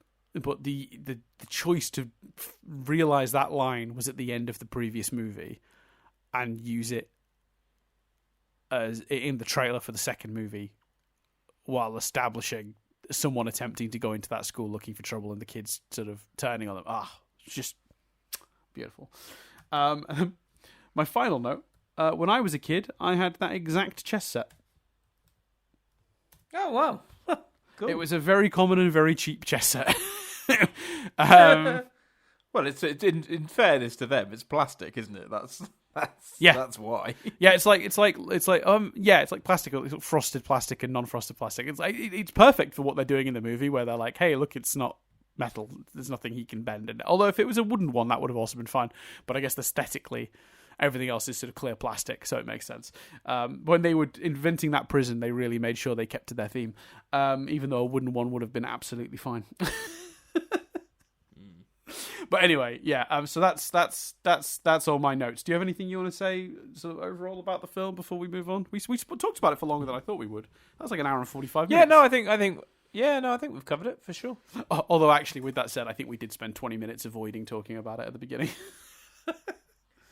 Talking about the Millennium. It's definitely not been our longest on the actual movie, but I really enjoyed it. Yeah, sure. Me too. Yeah, it's a really solid film. Totally holds up. Really nice start. We'll see about the second one, but we'll come back to that. But let's get into the development of this film then. Oh dear. So it's time, everyone, for the thing. Chris, set us up. Let's triv it up. I'll give you some trivia. I should have taken the word "some" out of that. All right, look. Cards on the table. This got out of hand. This got really out of hand really quick. There's a ton of this. It's going to take a while. I'm very sorry, everyone. I ran through a bunch of this with Nadia yesterday, and she was like, "Oh, it's all really interesting," and I did trim it down. The document in question was originally, I think, 8,000 words. I've trimmed it down to 4,500. So this is half of what I had. Actually, no, that's not 100% true, because I think in terms of the amount of trivia, it's about 75% of what I had, but I chopped another 25% out by consolidating some pieces of trivia together, so you learn them in the same sentence. Bits of this are from all over the place. There's articles, there's some Hollywood Reporter stuff, there's some Entertainment Weekly stuff, there's obviously IMDb and Wikipedia stuff. There's I've done as best as I can to gather all this into a sensible timeline and make it flow in a way that will hopefully make sense. But the history of this movie is actually bananas, in the sense of, well, I'll start where my trivia starts, Chris. The earliest ideas for an X-Men film date back to 1984. Ruh-roh. That is a while ago, Dan. Yes, it is. So Marvel Comics writers and chief editors Gary Conway and Roy Thomas wrote a screenplay for Orion Pictures. They'd held the option for the film rights to the X-Men at the time, but this stalled because Orion started facing financial difficulties, and then eventually, because the movie didn't actually happen, the rights lapsed back to Marvel. So then it resurfaced in 89 and 90 when Stan Lee and Chris Claremont were in discussions with Carolco Pictures for an X-Men film, with the idea being that James Cameron would be the producer and Catherine Bigelow, his wife at the time, directing. The idea was that they would make quite a good team. You know, James Cameron as a producer, Bigelow directing the film. Seemed like a match made in heaven, so to speak. The studio's ideas at that point, this is Carol Coe, were that either Kiefer Sutherland or Jackie Earle Haley would play Wolverine. Don't hate either of those choices for that time frame, in truth. So, yeah.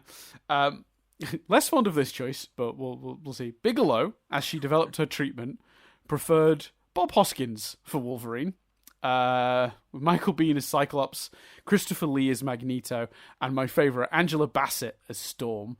Any thoughts on those castings, Chris?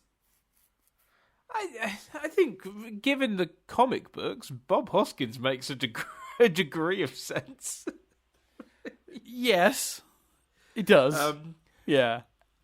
Angela Bassett can do anything, obviously. Yes. So that would have been great. Yeah, you know, I think for the time period, sensible choices. I'm not convinced by Bob Hoskins. I don't think he's a convincing enough jumping around scrappy Wolverine guy. He's got the gruffness and the height, but I don't know if he's got the sort of athleticism I would expect from a scrappy Wolverine type. And I'm not saying Wolverine needs to be like Hugh Jackman ripped, but yeah, not sure that's right. He had a very threatening presence when he wanted to, though, didn't he? He did. That's true. Yeah, I think in the scenes where he was just being Logan, he probably would have been good, but I'm just not convinced of him as Wolverine in the suit, leaping around, doing schnickety schnick, you know, with his claws. That's my feeling on it. Especially considering, this is only a year or so after Roger Rabbit. So this is Roger Rabbit era Bob Hoskins. Yeah, I'm just not 100% sure that would work. But hey, maybe I'd have been proved wrong if that had happened. One of my favourite things about this casting, I mean, obviously Michael Biehn as Cyclops and Christopher Lee as Magneto make perfect sense. Angela Bassett as Storm, there's a delightful little bit of sub-trivia to that, in which, in the comics, Storm has, I believe, been married to Black Panther. And that's obviously funny because Angela Bassett, ultimately, years and years later, would become the mother of Black Panther when they finally got down to doing that movie. So I just think that's a fun little bit of things coming full circle with Marvel movies and some of these actors. So the deal for this version with Carol Coe Pictures fell apart, and stop me if you've heard this one before, because... well, actually, no, I'll come back to that, actually. Very quickly, first of all, it fell apart when Stan Lee pitched a Spider-Man movie with Michael Biehn as Peter Parker, which James Cameron was more interested in, and therefore the development on the X-Men movie fell a bit apart. But then neither movie materialised, because, stop me if you've heard this one before, Carol Coe went bankrupt and the film rights reverted to Marvel. Which is exactly what happened with the original Orion film. So that brings us to 92, when Marvel tried discussing selling the property to Columbia Pictures. Nothing comes of these talks. That would have also actually, ironically, if that had gone through, would have folded X-Men and Spider-Man ultimately into the same ownership, because Columbia eventually were bought by Sony, I think.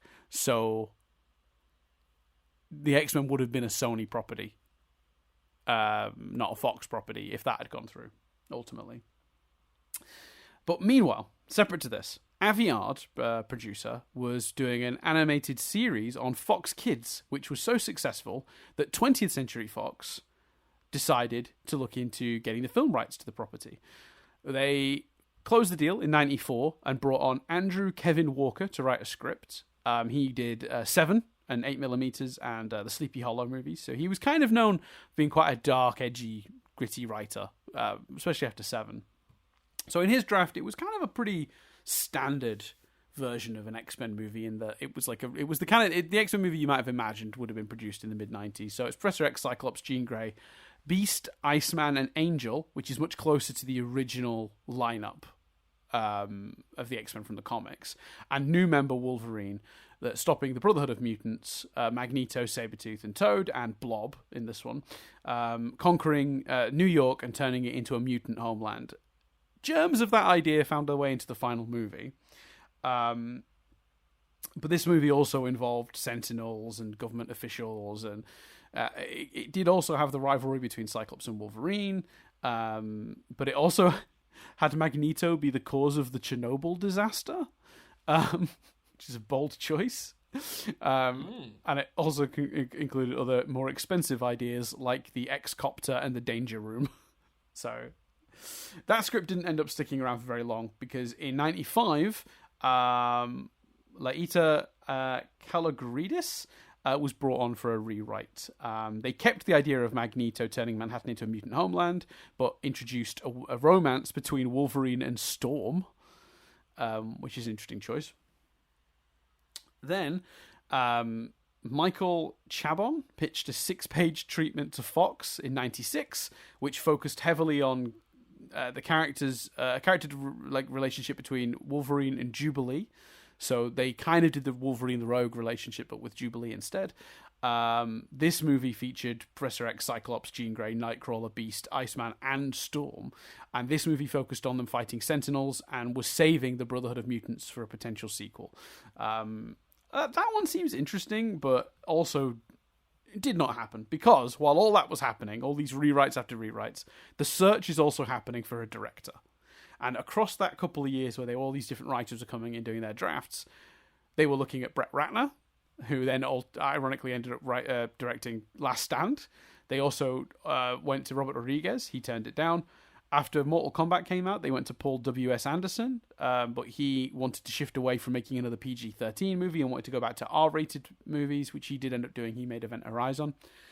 And then to continue our theme of movies somehow having a connection to the movie just before that we reviewed just last week, Jan de Bont, director of Speed, was asked to direct this movie, but he chose to do Speed 2 Cruise Control instead. Oh, buddy. Oh, buddy. I love that. No. I know. Oh, no. Jan de Bont.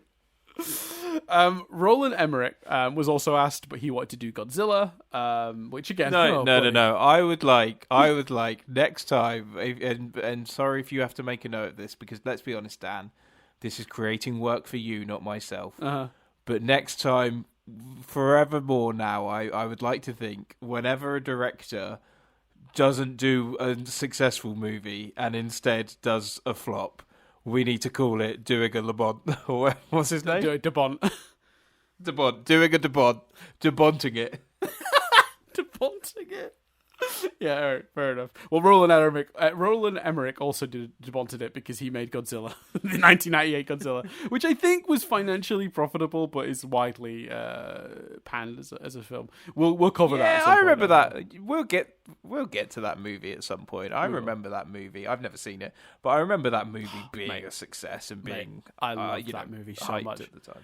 I loved that movie so much. I saw it so many times. I saw it twice in the cinema. I saw it like a bunch of times on like VHS and TV years. I'm obsessed with that movie when I was a kid. That Godzilla movie. We'll see. That's another one where I've not chosen it because I'm slightly scared that the answer is that it's terrible because everyone has told me that. So that brings us to Bryan Singer, who at this point was looking to do a science fiction film. He'd just come off Usual Suspects, which is a big hit, critical success. Everyone he was the talk of the town. He was the new hotshot kid. Fox had offered him a movie. They'd offered him Alien Resurrection because he'd said he wanted to do science fiction. But as talks progressed, X-Men film producer Tom DeSanto actually felt Singer would be more appropriate for X-Men. A movie dealing with a big, large sort of ensemble cast and, putting the character work in. But Singer, tricky to convince to do this. He wasn't really interested in doing a comic book movie. Word is that he turned it down 3 times because he felt comic books were unintelligent literature. There are different reports on what changed his mind. There's a version of the story that says DeSanto presented him with the themes of, prejudice that exist in the comic, and that resonated with Singer.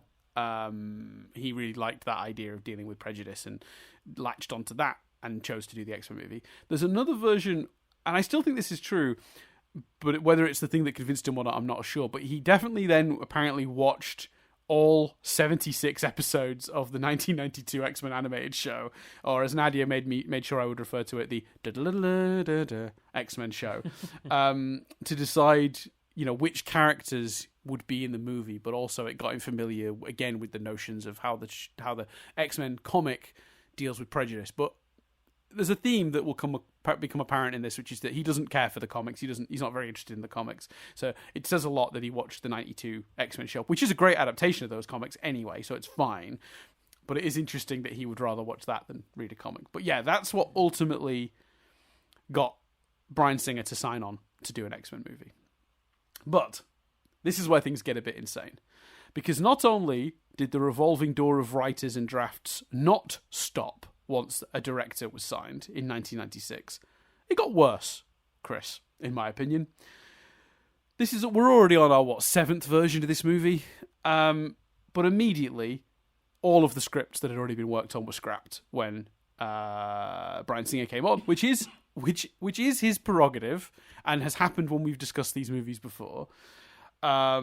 They just kept a few loose ideas. Like I said earlier, the idea of Magneto wanting to make New York a mutant homeworld kind of has stayed, in some form.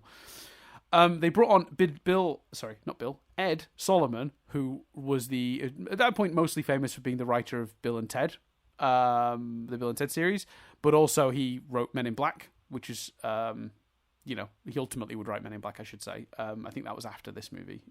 Well, okay, he wrote it after he worked on this movie, but Men in Black came out before X-Men, ultimately. Is that right? 1 second. Let me double check Men in Black's release date. 97. Yeah, so he was working on this script 95, 96. He'd already written Men in Black, but it hadn't come out yet, if that makes sense. Yep. So he was hired to work on the film. He worked on the script for a year or so before 2 more people were brought in. John Logan, who worked on Gladiator and ultimately Skyfall, a few Bond movies, and he also wrote the Sweeney Todd movie. And James Schamus, who worked on Ang Lee's Hulk, and they provided script revisions. In late 1998, Singer and DeSanto sent a treatment to Fox which they believed was perfect because it took seriously the themes and the comparison of Professor Xavier and Magneto to Martin Luther King Jr. and Malcolm X, which they didn't feel the other scripts did. They made Rogue a more important character because Singer felt that her mutation, which renders her unable to touch anyone, was the most symbolic of alienation. Singer merged some of the attributes of Kitty Pryde and Jubilee into the film's depiction of Rogue. Now, first of all, just want to clarify, I do think that's some smart stuff. That increasing how much we're dealing with the political element is stuff we've complimented the movie on, and I do think Rogue is a really smart choice to highlight the ideas of alienation. Both those ideas, very good, in my opinion. But the studio were requesting some changes because the script was pretty expensive. So some of the more pricey elements had to go. Beast had to go, Nightcrawler had to go, Pyro had to go, the Danger Room had to go. And from what I can tell, it was at this stage they brought in Chris McQuarrie, who these days is famous as being the director who can tolerate Tom Cruise for the longest. Sorry, let me rephrase that. He's the director that makes the Mission Impossible movies. Yeah. I didn't even write that one down. That came to me in the moment, Chris. I was pleased with that. That's good. I liked it. Yeah, I enjoyed it. So he'd worked with Singer on Usual Suspects. He'd been part of the script for Usual Suspects, so they had a good relationship. So he brought Chris McQuarrie in. He was initially only brought in with the plan of him just working on the script for a handful of weeks to make the changes we just talked about. Smoothing it out, removing some of the more expensive characters. But hilariously, his script came in so late that actually in the period of time between him being hired and the script being delivered, Fox actually rescinded their green light for the project. And Singer had to get it back. Oh, it gets so much worse, Chris. You have no idea. And now we very quickly will just cover the Joss Whedon of it all before we get to the really insane thing. Because you may have already realised the problem with what we're discussing, but if you haven't, buckle up. So it was around this time Joss Whedon was asked to work on this script. Now, it's not not a huge amount known about what happened here, why this happened. But basically, in an interview with Empire magazine in April 2000, when he was promoting Buffy the Vampire Slayer, and obviously the movie was just about to come out, they asked him about his time on the movie, and he said, this is a quote from Joss, "They wanted me to punch up the last fight, and I said, I think you've got a greater problem than that. I didn't think the script was any good. So I did a major overhaul of the script. And yeah, I was the only real X-Men fan on the project that I know of. When asked what happened by Empire magazine, he replied, the director threw it out and they went back to another version, and a teeny bit of what I wrote got in." Now, in the end, there are two moments of Whedon's script in the final one. The exchange we talked about earlier between Cyclops and Wolverine. How do I know you're Wolverine? You're a dick. That's him. And Storm's famous "what happens to a toad when it's struck by lightning" line. Oh, God, which was awful. Famously bad line. We'll come back to that a little bit later. But the studio refused to comment when asked about Whedon's involvement and to confirm his story that he was just asked to punch up the last fight.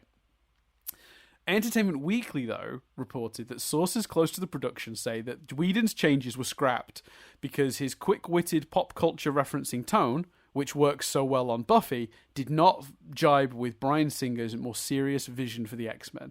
Now, I think that's a very polite way to phrase it, but I do think that's that's exactly what happened. Singer wanted to do a super serious take on this, and Whedon probably supplied a pretty joke-heavy, more irreverent, light take on it. And that's Whedon's thing. And I completely agree that those things wouldn't have worked. That tone would not have worked in this movie.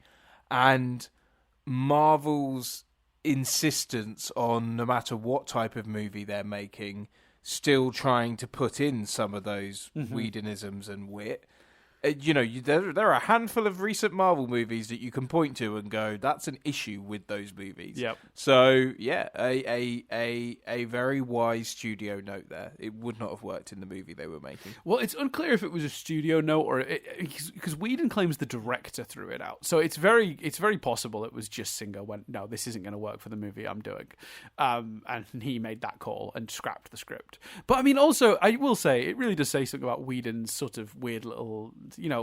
It's funny in hindsight how much of Whedon's behaviour, which at the time I was like, oh, what a character, just comes across as like being a dickhead. They sent him the script and said, just fix the last fight, and he went, I'm going to rewrite your whole script. Like, it's a bit of arrogance, a bit, Anyway, ironically, Whedon, it wouldn't be his last involvement in this X-Men series, but in a weird way, his run on the X-Men comic Gifted would become the inspiration for everyone's favourite X-Men movie, 2006's X-Men The Last Stand.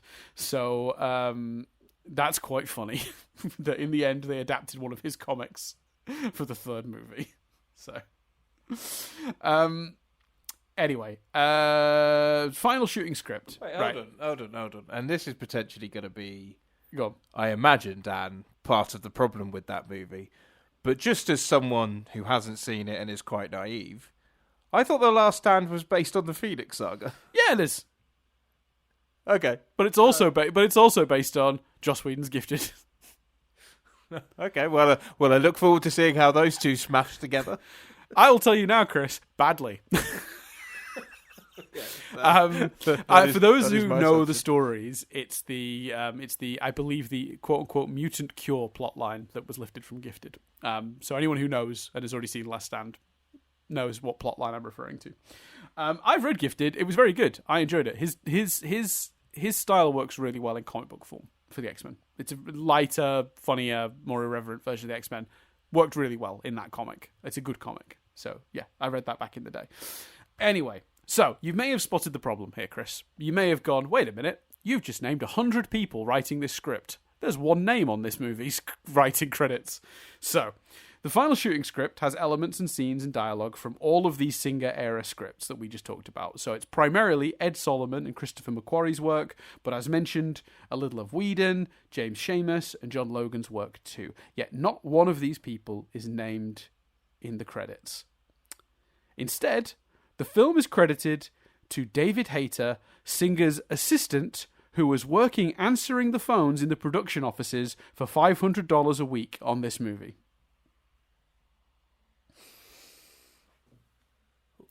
Now, I imagine you've got some questions, Chris. Yeah. A lot. Yeah, me too. So, it turns out Hater was an avid X-Men fan, and Singer began to rely on him for his comic book knowledge, and eventually had him writing and rewriting pieces of the script. And I'm just going to step out of the story for just 1 second to say, I do think it's really funny how much his aversion to reading the comics becomes apparent the more we do read into this. Like, not only did he do his research by watching that TV show instead of reading the comics, he banned the comics on set, which we'll get to, but also, rather than read the comics, he just started asking his assistant what the comics were about.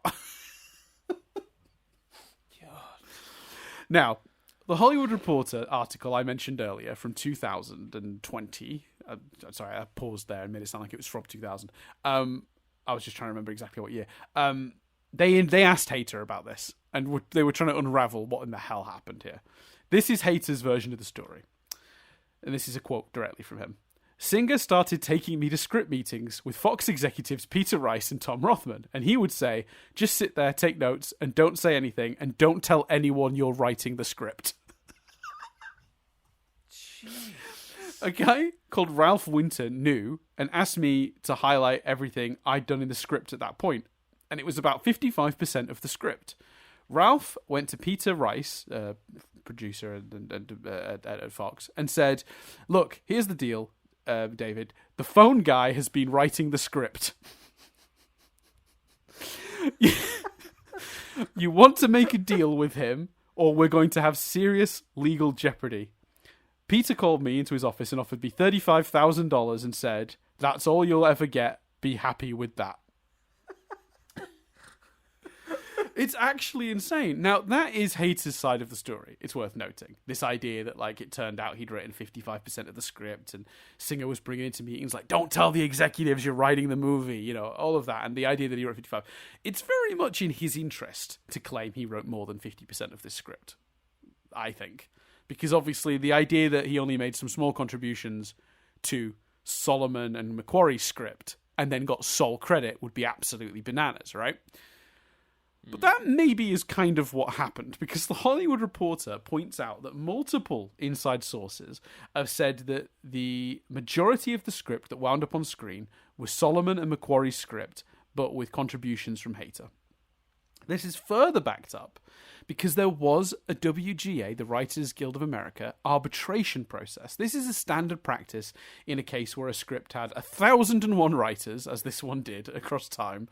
What they do is they review all the drafts and determine who should get credit with the final shooting script. You know, how much of your ideas got into this? How much of your ideas? Do you just get a story by credit, or did you write on this script? You know, did they borrow a few story elements from you, or did they actually work dialogue you wrote into the script? They determined that McQuarrie and Solomon should be offered a credit on the movie. But both voluntarily requested not to receive that credit. This is a strange choice to me. But looking at it, the problem you have is if you remove your name from a movie after you've been granted the credit, that is bad for both the movie and your reputation. If you're the writer that might disown a movie after the fact, you're going to hurt the ability to market that movie. It's negative press about the movie. So it makes sense, if you're going to remove your name from a movie, you do it quietly and not publicly by telling the WGA just not to offer you the credit. They offer you the credit, but to not let them officially put you on the movie, because then you don't have to publicly remove it. The question you're probably thinking is, why did these two people remove their names from this movie? This is where the Hollywood Reporter's article comes back into play. Sources say McQuarrie was so angry at the studio for the process of this movie, the way he was treated, the way Solomon was treated, he persuaded Solomon to join him in not taking credit for the film. Now, the Hollywood Reporter reached out to McQuarrie about the claim, but he declined to comment at the time. Solomon, though, has spoken about it since and said, at the time, I no longer wanted my name on a movie if it wasn't entirely my work. It came out of immature self-righteousness it came more out of immature self-righteousness than anything else, and in hindsight, it was a stupid move. And financially, this also might be true, because Hater, the guy who got credited for the movie in the end, the phone guy, so to speak, would later be quoted as saying, Chris, as in Macquarie, gave up $1 million the first year in residuals and credit bonuses. Same with Ed. It's unheard of. So I don't know what the fuck happened here, in truth. Nothing really is fitting together. The stories aren't matching. But word is it was a pretty chaotic production and a pretty chaotic pre-production, and that it was a bit of a nightmare. It sounds like, for whatever reason, Singer was more interested in, someone he could directly puppeteer, someone a bit younger, a bit less experienced, to finish the script, than the writers he'd been, obviously, in my opinion, clashing with, based on the number of them that came through this fucking project. My conclusion is that it was such a horrendous process to write this movie for everyone, because Singer was so difficult to work with and so specific about what he wanted, that in the end the movie only got over the line because he was able to bring a younger person up who he could maybe have more control over, because they were just, happy to be, I was answering the phones a week ago, now I'm writing a Hollywood blockbuster movie with a $75 million budget. The director wants me to do this. I will write what it is he wants me to write. That's better for getting this movie over the line than, Macquarie and Solomon, who obviously had ideas about how the movie should be done that were clashing with whatever the vision Singer had. That's my interpretation of it. I still feel like this script is mostly Solomon and Macquarie's work. And it is insane and very, very sad that they didn't get credit, especially if the WGA determined they should. And I kind of agree with Solomon that maybe it was like done in anger or like sort of immature self-righteousness, as he put it, the choice to remove their names from it, and that they probably should have let cooler heads prevail and take the credit, even if working on the movie wasn't a good experience for either. Yeah, that whole thing is crazy. Like, there's some, like, and like I say, I've no desire really, like you, to speculate too much on any of it because of the murkiness of Singer's involvement, but people not backing down and not deciding to take credit for something that clearly they had a lot to do with, or the majority of, is mad. Like, and yeah, there's we don't know the full story there, and yeah, I mean, I think ultimately what we can conclude with certainty is that Singer was quite difficult to work with on this. Yeah, and I do think that's why it ended up bringing in the kid, because again, easier to sort of just like do what I want, please. I don't want to hear your thoughts. I want the script to be. I want the changes made that I want made. I don't want anyone to give me any thoughts of their own. That's what it feels like to me. But with certainty, Hater clearly worked on this script. It's not that he didn't, but I think the most telling element that the final script definitely was plenty of work from the other two was that the WGA agreed with that and offered them credit. So, yeah, super murky. Should we talk about something funner, Chris? Because there is another insane thing that happened in the early development of this movie that I will never get over. So this is a real thing also. It also comes from the Hollywood Reporter. It's the last thing I'm going to talk about from the Hollywood Reporter's article, but it is... I can't not talk about this, Chris. In the spring of 1999, when the movie was ramping up for production later that year, Michael Jackson, the singer, met with Bryan Singer and the producers to discuss the prospect of being in the movie playing Professor X.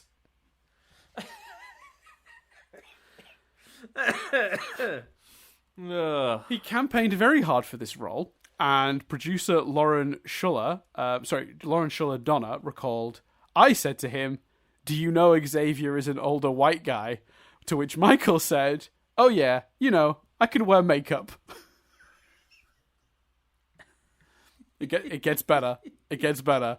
Then, Michael Jackson reportedly queued up an elaborate presentation, complete with the short film Ghosts he'd made, in which he morphed into a 60-something white mare railing against a well-meaning performer, who entertains local children. Now, I looked up Ghosts after this, and it's a project he did with Stan Winston, who we talked about recently, because I think Stan Winston worked on Small Soldiers. And to be fair, Michael Jackson is transformed into an old man, which the credits have the like shots of the makeup job happening. You know, Michael Jackson being transformed into this, and it is impressive. Would not have held a whole movie. What an absolutely bananas thing! I just sure. Why not? That's yeah. There's not much you can say to that, apart from the fact that it's stunning. I've never seen Ghost, but I know of it. I think I remember the poster quite vividly. Oh, yeah. Oh man, that is mad. And I kind of what I also love about stories like that is, and this sounds harsher than I mean it, but people where, you know, whatever other problems there might have been, and you know, clearly there were some. Part of the problem with someone like Michael Jackson's level of fame is that there's no one saying no to them. Like, yes. You know what I mean? There's just no one saying no, you can't do that. You know, they want to, you know, own a house in Hawaii randomly at 3 p.m. on a Thursday. They own it by 4 p.m. You know, stories like that where actually someone did just go, no, this ain't happening, and knowing that there were people from his team going, no, you can't say no to him, and people from the X-Men team going, well, we're gonna. Yeah, apparently the studio never took this request seriously. So that's the information I was able to find. But yeah, it's absolutely bananas. I will say, just to clarify as well, we're talking about the film he did was a short film called Ghosts, plural. Yes, yeah. When you said you were making the poster, you talking about the 1990 film Ghost, singular. No, I'm talking about the Michael Jackson short film poster. Like, I'm pretty sure the poster is like his face, and it's half a skeleton, half him. Oh, I think you're right. Okay, yeah. Fair enough. I didn't realize. Did they do? I didn't know they'd done short film posters. That's it. Oh, yeah, you're right. That's exactly the poster. I've just found it. Oh, okay. I stand corrected. I think it was. Like I say, I haven't seen it, but I think it was around the history time. Like, and he released it then. I don't know in what format or anything. I did watch there's like an 18-minute version of the Bad video. I did watch that one. Yeah. Well, you'll be glad to know that Ghosts is on YouTube in its entirety. There's a cut-down 4-minute version, which just seems to be the main title song, but there's a full 20-minute version, which I only thumbed through. I didn't watch the whole thing, but it looks reasonably entertaining. It is kind of surprising that it's Michael Jackson as that guy, but it's still not completely convincing. So yeah. Anyway. Anyway, right, enough about Michael Jackson. So Patrick Stewart was the first actor to be cast in this. In fact, he'd been a fan favourite for the role after the animated series in 92. He was not familiar with the X-Men and initially believed that he was being asked to be a part of something to do with the X-Files. Producers then showed him the comics, and when he saw Professor X, his reaction was, "What am I doing on the front of a comic book?" Because to be fair, the resemblance is striking. Like he really looks like the comic version. And I know appearance isn't the only thing that's important when you're,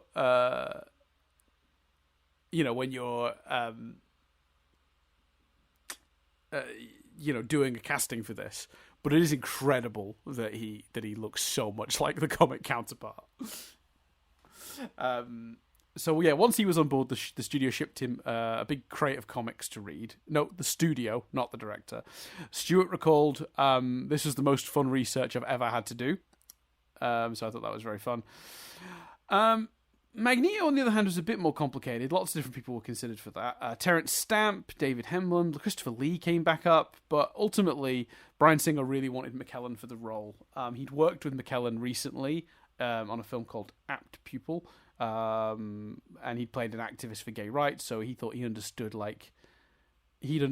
the allegory as mutants for outsiders, disenfranchised,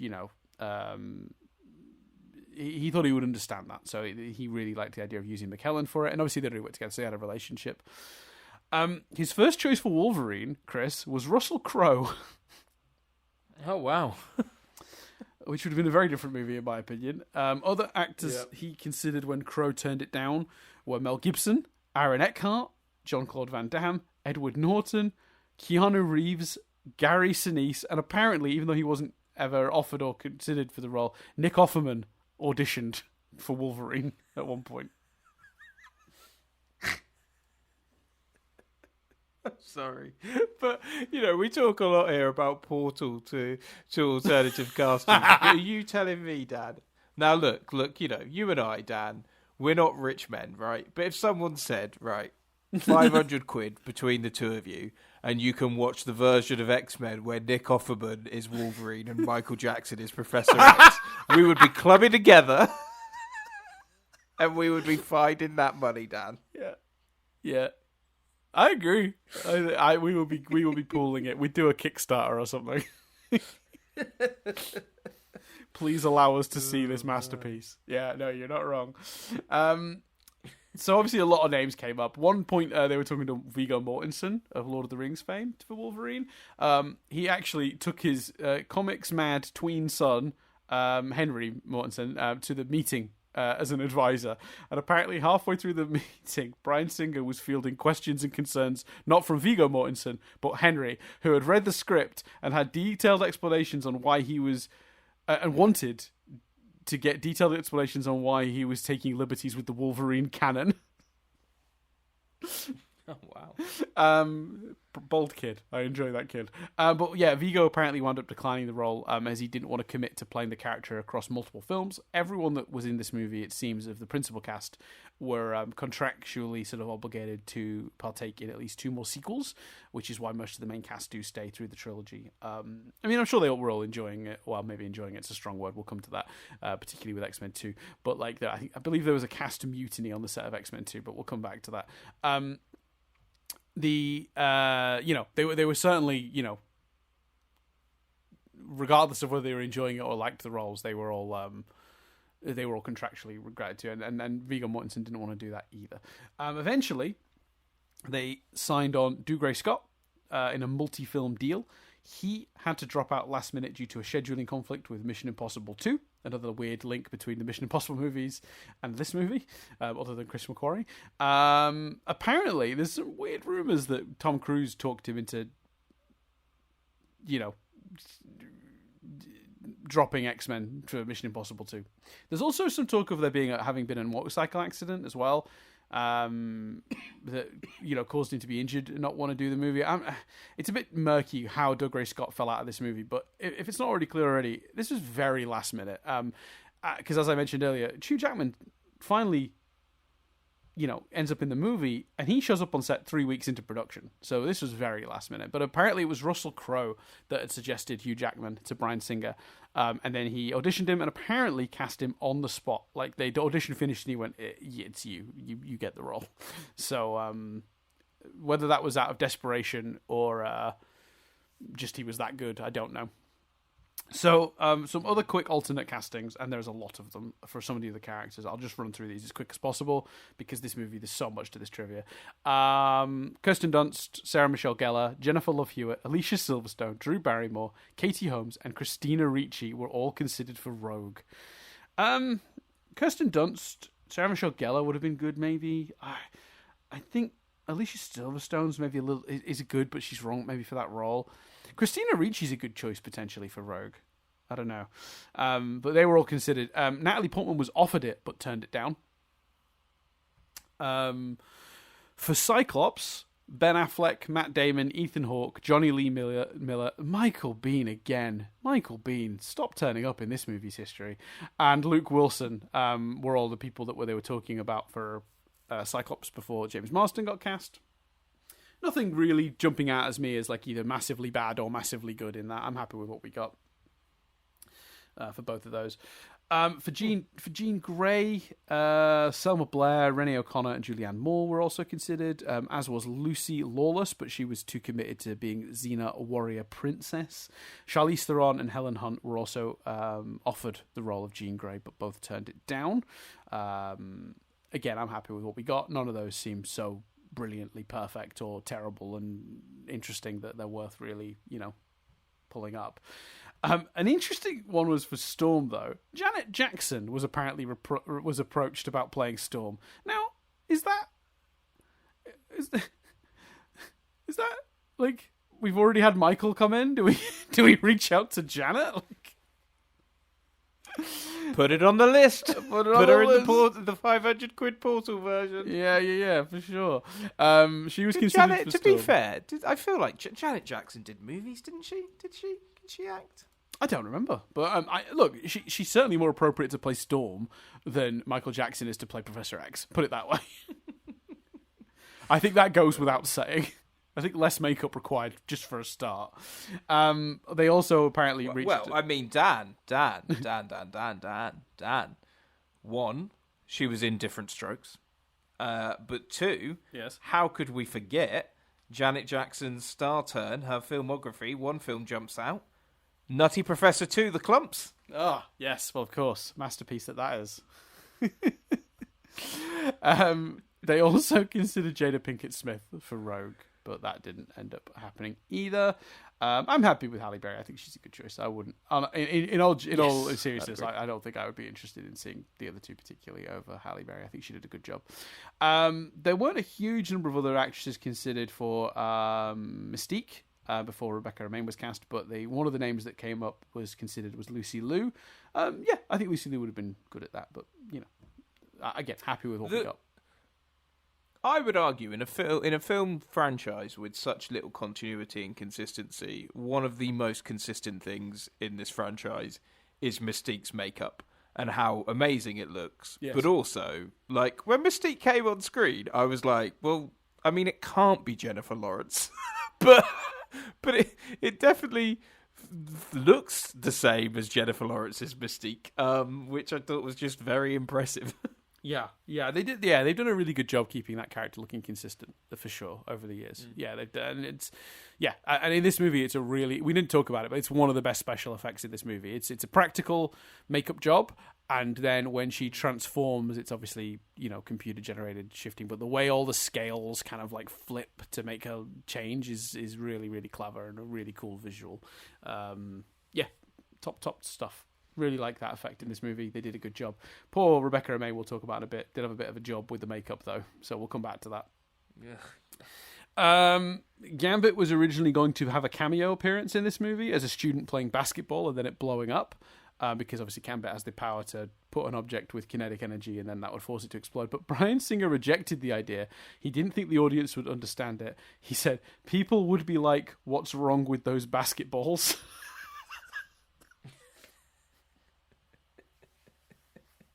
That's fair.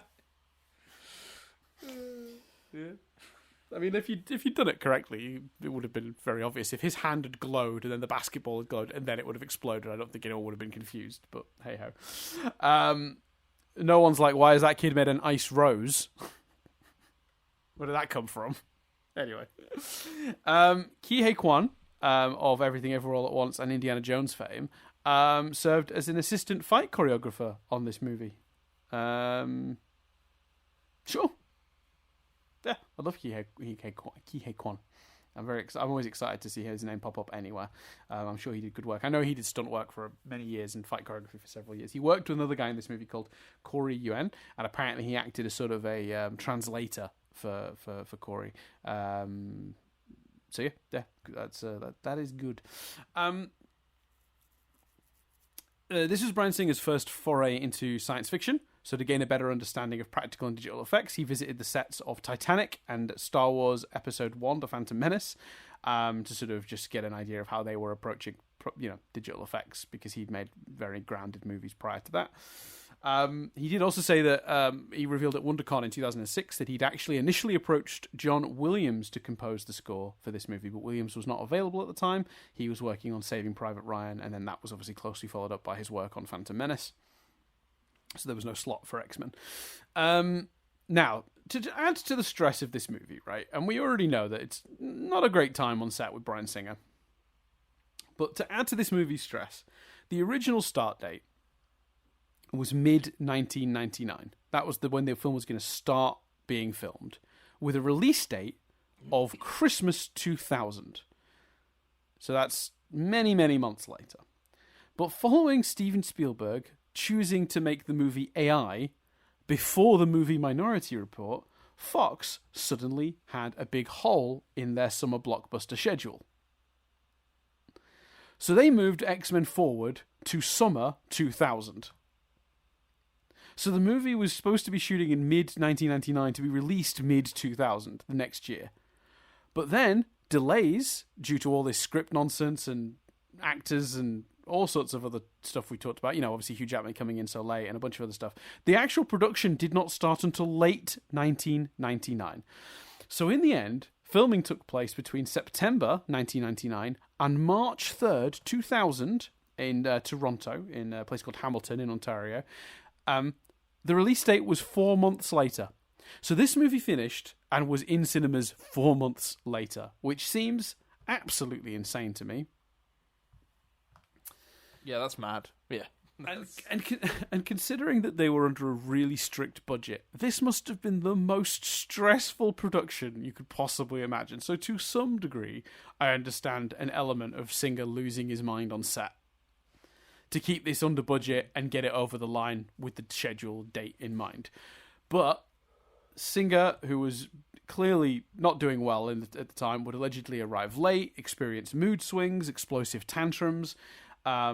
He claimed to be taking medication for back pain. The cast and crew members found that, his drug use was becoming problematic. He obviously was not getting on well on this film. So they actually sent in an associate producer by the name of Kevin Feige to set to ensure that Singer stayed in line, because it was becoming clear to the studio that Singer was becoming a problem.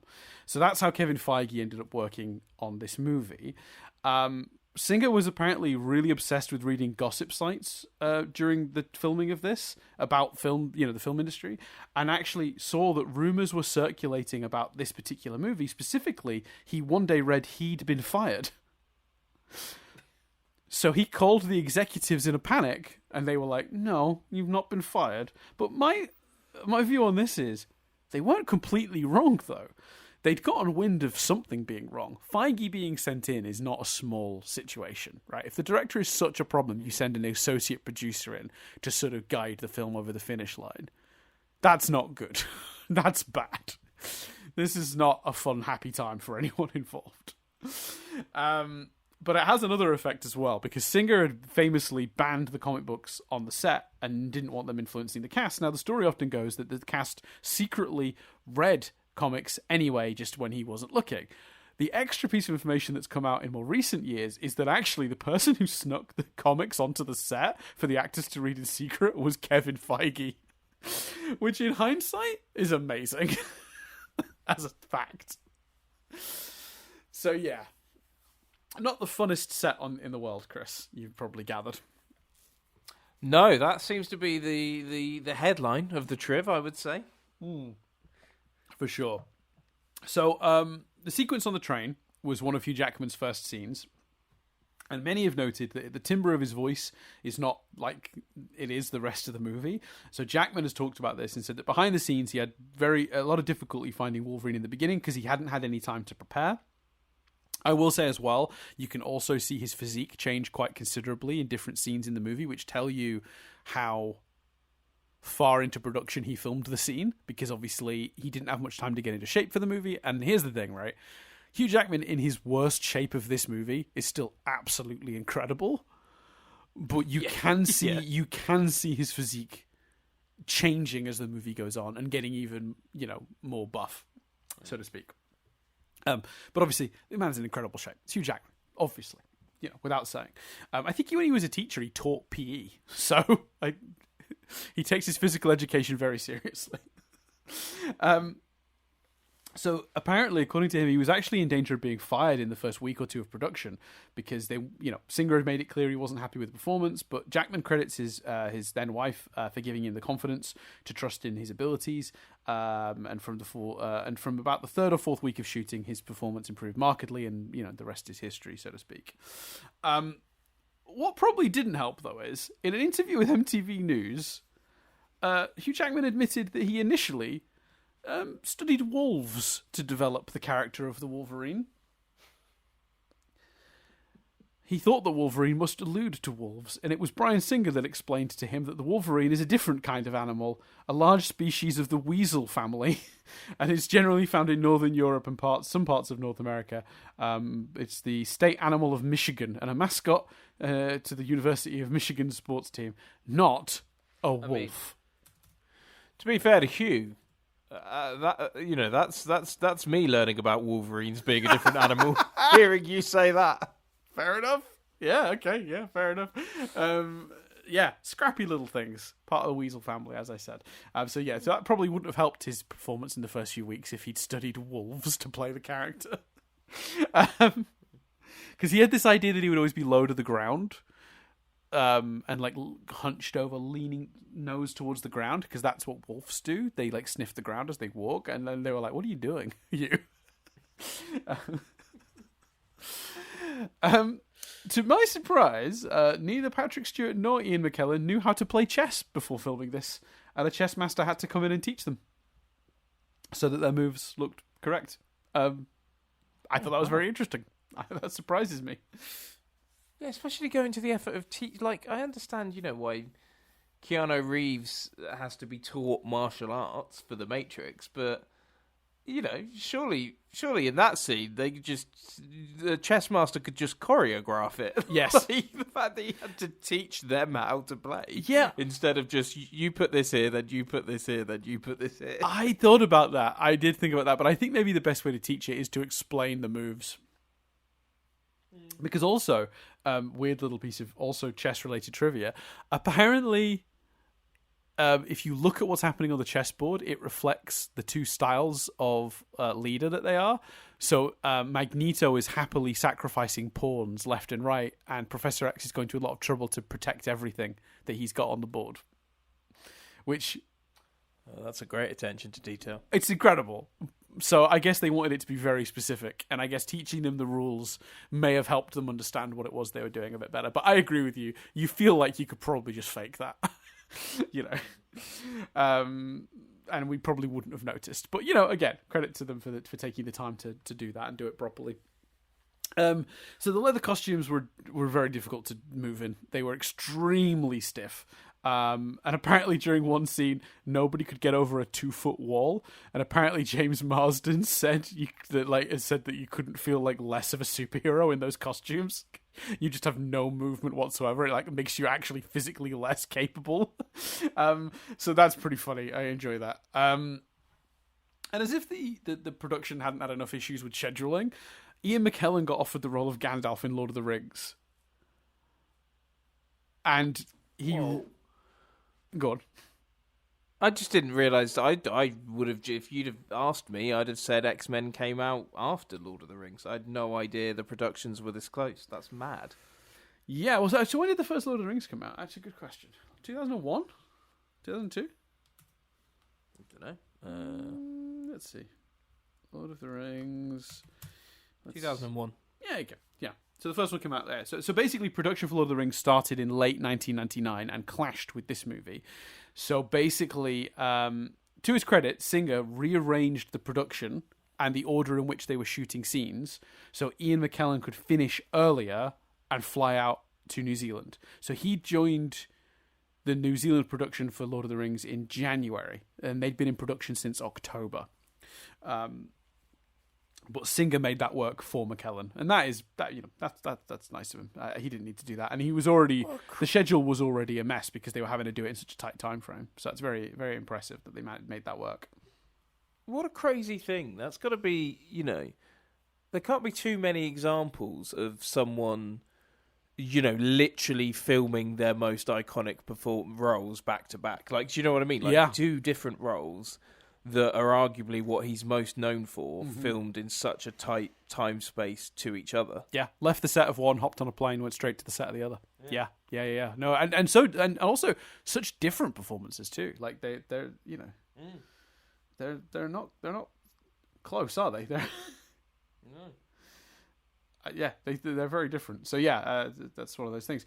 There was a fun prank played on set. Bryan Singer had one of the stuntmen, Scott Lever, dress in a Spider-Man suit, and in the scene when sort of Cyclops, Jean Grey, and Storm, you know, run into the room where they fight Toad and Sabretooth and Mystique, Spider-Man just followed them in, and then he's like, "Oh, sorry guys, wrong movie," and then leaves.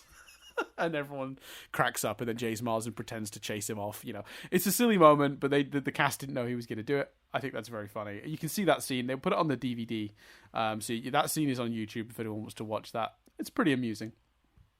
Yeah, I mean, I imagine a lot of people didn't get it, given that Bryan Singer had banned comic books. Yeah, they're like, "Who's this?" He's like, "Spider-Man. It's from another comic. Don't worry about it." While they were filming in Hamilton, particularly when they were doing the train station scenes, the outdoor ones, apparently Bryan Singer was mistaken for an onlooker, and the police didn't let him get back on into the production. He'd wandered off from the set for a minute and couldn't get back on. I think that's kind of funny. This came with no context, this next piece of trivia, and I'm just going to say it as it was delivered to me, word for word, and move on. And I don't ask any further questions. I don't know. Hugh Jackman had his testicles caught in a harness after a 6-foot jump off the set of the Statue of Liberty. Yep. That's all the information I have. That's all the information you'll have. Moving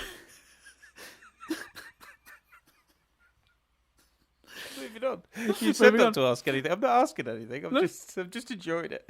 Yeah, well, we'll set it for a second and then we'll move on. So most of the eye effects in this movie were by actors and actresses wearing special contact lenses, but the cast actually found these lenses deeply uncomfortable and dangerous to wear. Tyler Mane kept his Sabretooth lenses in for too long one day and ended up temporarily being blinded.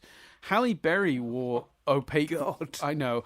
He was fine. He was only blinded for a couple of days, but yeah, that's not fun. Halle Berry wore her opaque Storm ones just the once and found them so unbearable she insisted they use CGI for her eyes. Rebecca Romijn would wear her Mystique lenses for only 1 hour at a time, and during the time she was wearing them, she only had 10% vision.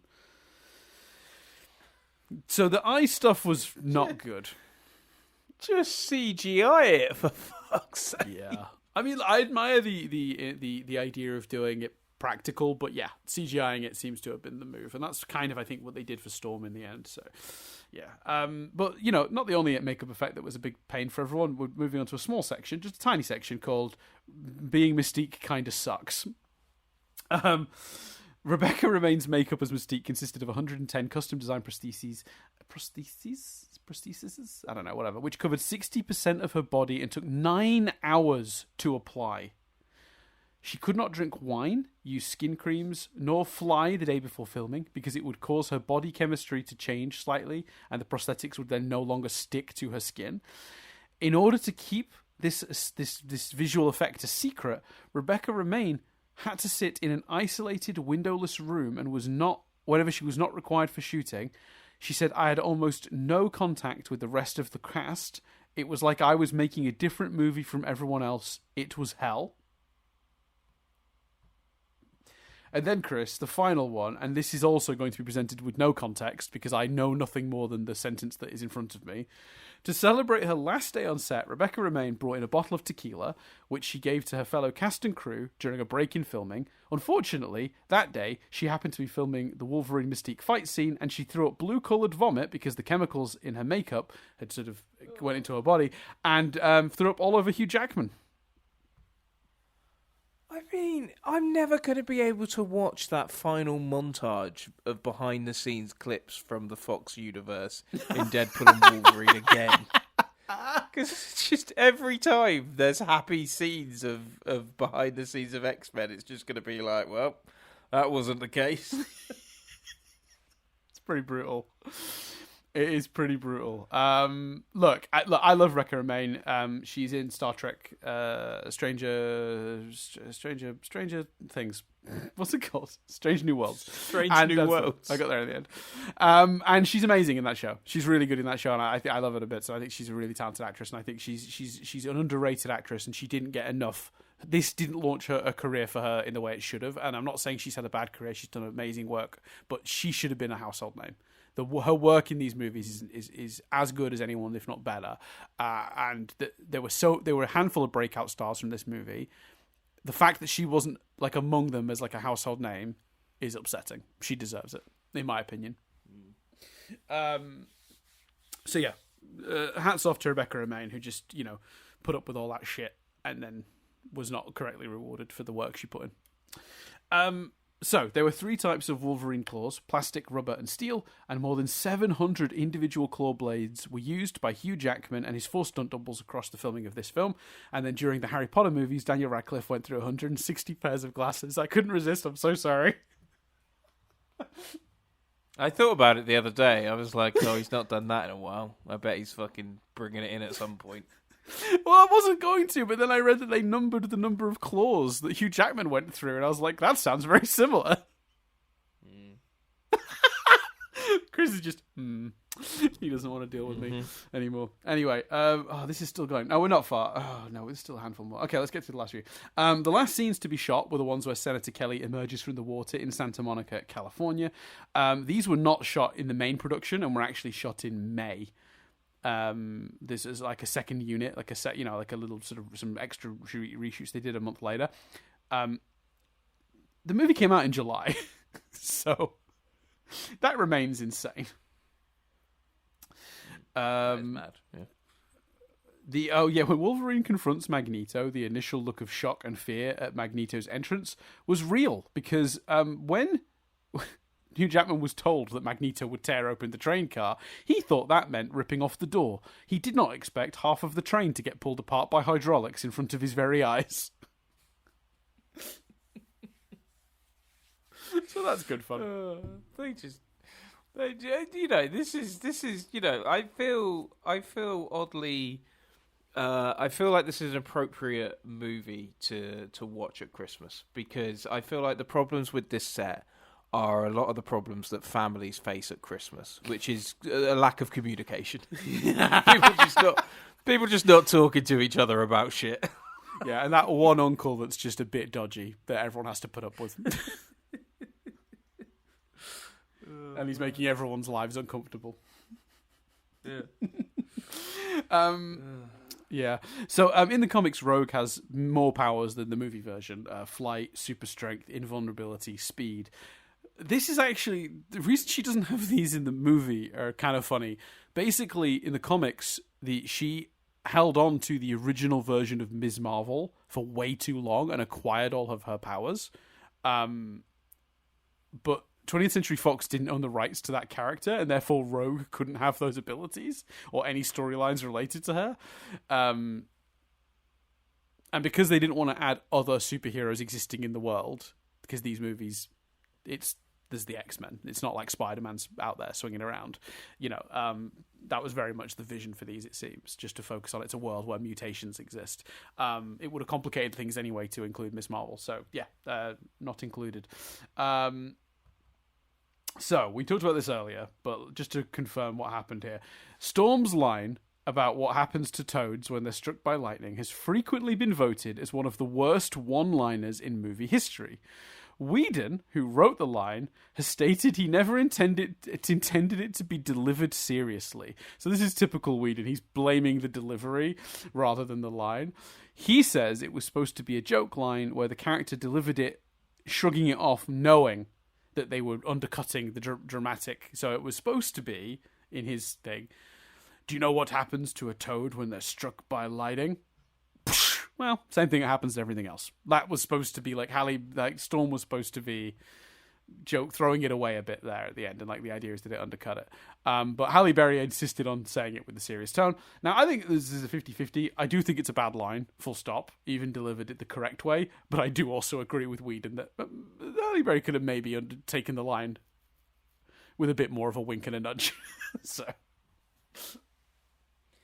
Yeah, I don't like that shit. Like Whedon calling out an actress, or an actor. I just think sometimes this shit happens. There's no need to get name calling and blamey with each other. Yeah, exactly. And I think as well, because he was probably asked about it. He didn't just go out one day do a press conference I want to talk about this line. But someone has clearly asked him in an interview. But the answer is, yeah, hey, not everyone's a winner. Just take it on the chin, head down, get on with it. Let's not, you know what I mean? Throw Halle Berry under the bus. Exactly. Yeah, although I do, in theory, it probably would have worked a bit better with a better delivery, but it wouldn't have fixed it completely because it's still not a great line. No, it's bad dialogue. Yeah, it is. It's bad dialogue. So similar to Magneto and Rogue's background scenes that we get at the beginning of this movie, other characters like Storm and Cyclops were going to have scenes that sort of told their background, their history. So Storm's involved her changing the weather drastically in her hometown in Kenya, and it caused damage to crops. And that's sort of what she ran away from.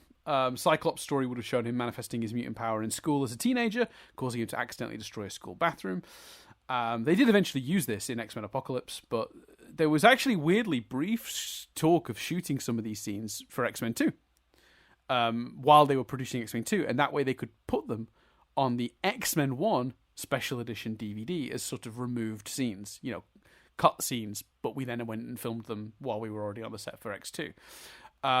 That never ended up happening. I guess money, whatever. But the set that was made for the bathroom, which was going to be blown up by Cyclops, then ends up being used in a different scene in X-Men 2 when Grace drugs a drunken guard. I don't remember that scene specifically, but yeah, it ends up getting used anyway, so to not waste the money. Last couple of tiny bits, Chris, you'll be glad to hear. Oakley Glasses, who manufactured the custom spec Cyclops wears in this movie, gave Marsden a lifetime supply of sunglasses. So if you ever see Marsden wearing anything that isn't Oakley sunglasses, I'd be very surprised.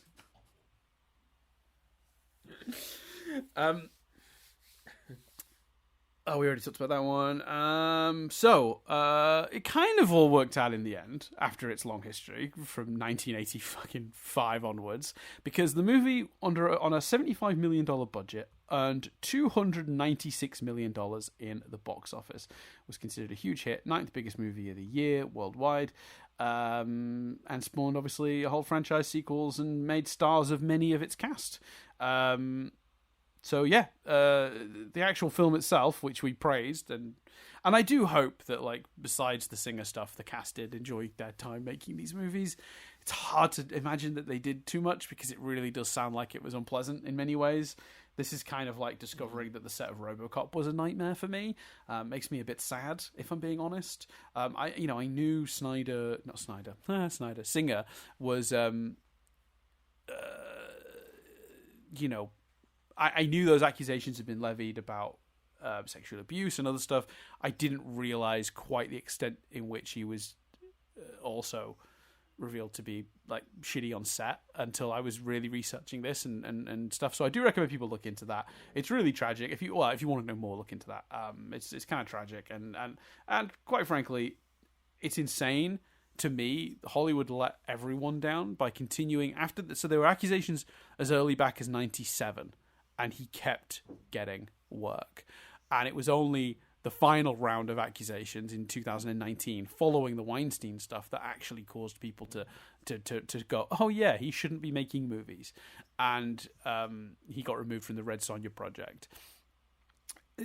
And Bohemian Rhapsody as well. Yes, but the Bohemian Rhapsody one had already happened, because apparently he was a nightmare on set of that too. So he'd already been removed. So he got work after Bohemian Rhapsody as well. It's ridiculous. So this is the thing. Precisely. He was going to work on the Red Sonja movie, which is another comic book adaptation, and it didn't happen, thankfully. Dreadful. He shouldn't have ever been. I mean, God, I can't imagine what the cast must have felt when they signed on to do. There was First Class, and then there was Days of Future Past, and they announced Singer was coming back. I mean, that must have been. I can't imagine. It's woof indeed. Right. So yeah, it's really sad. Oh, I haven't done Cars Exist. Sorry, Cars Exist, everyone.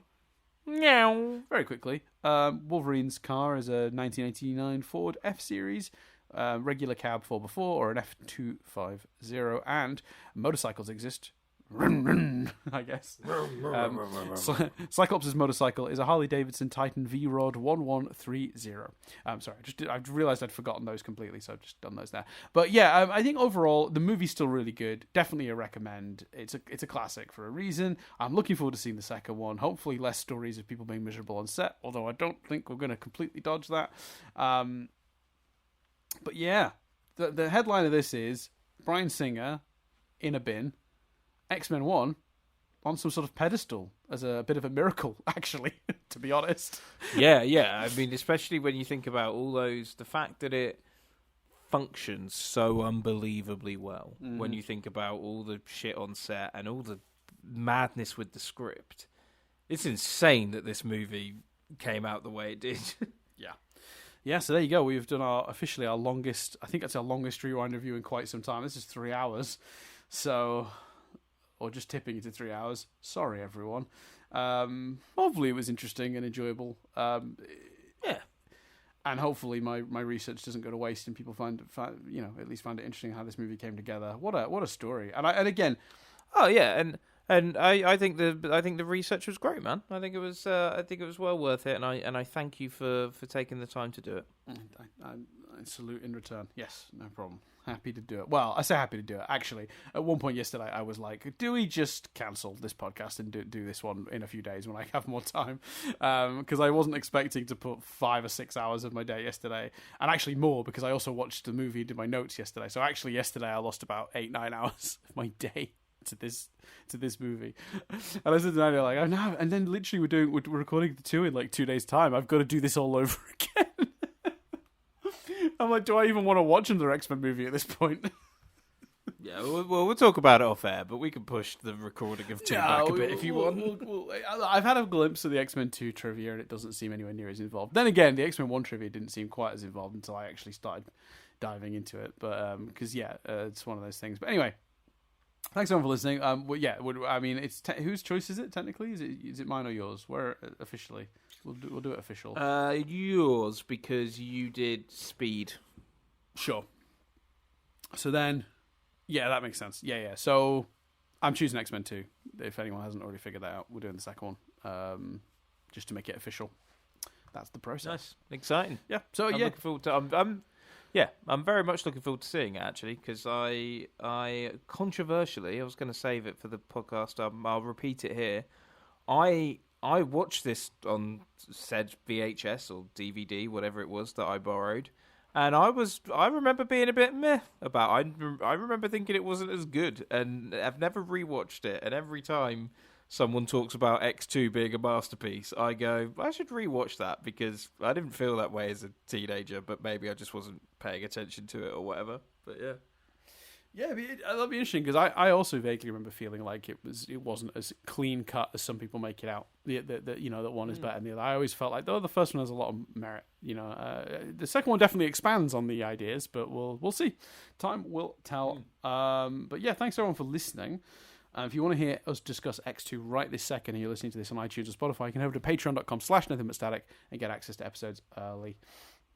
1 week early, so X-Men 2 will already be available on our Patreon right this moment. If you're already on Patreon, sorry, you're waiting a week. Ha ha ha. And we've already got your money. Please keep supporting. Yeah, please. No, but if you don't want to support, that's absolutely fine. There are other ways you can support us that aren't financial, which is simply just keep listening. We like that too. Keep listening. You could tell a friend if you want to get a bit more involved in that, or if you want to go even a step further than that, you can find our stuff on any of the platforms in which you engage with us, and like, subscribe, heart, review, whatever it is, whether it's the YouTube channel, youtube.com/nothingButStatic UK, or leaving a review on iTunes or a comment on Spotify or any of those. Because I've not mentioned this, I discovered recently you can leave comments on Spotify on podcasts now. Didn't realize this, and had literally like a year's worth of comments that I was apparently supposed to approve that I hadn't. Oh. And I went through them all and approved them all. Sorry, everyone. I had no idea this was happening. Didn't know Spotify had this function. Don't remember opting into it. I guess there's a tick box somewhere that says, do you want people to be able to comment on your podcast? And I just, I guess, went, yeah, okay, sure. And I never really thought about that. That meant I would be moderating those. I assumed it maybe worked like YouTube, where they just are automatically posted and I can remove them if there's a problem. But apparently I'm manually applying an approval on them all. I don't know if I can turn that off and just let them post automatically. I'm not sure. But I'll figure that out. But yeah, if you have thoughts on any of what we said, you can leave a comment on Spotify, it turns out, or the YouTube channel, or any of the other places. Or, of course, if you do join the Patreon, you get access to our Discord, where you can talk to us there. Also, if you have any thoughts, you can send them to mail@nothingbutstatic.co.uk. We don't always get a chance to reply to all the emails we receive, but we do read them all. Same with the comments, unless they're on a platform I don't realise they're being left on, like with the Spotify ones. It was kind of weird to read comments from podcasts from like a year ago and being like, what were we talking about that led to this comment? Always the way with this podcast. Anyway, thanks everyone for listening. I'm going to hand over to Chris, who puts this thing out of its misery. I'm Chris Billigan. I'm Dan Doolan. And this review has been rewound.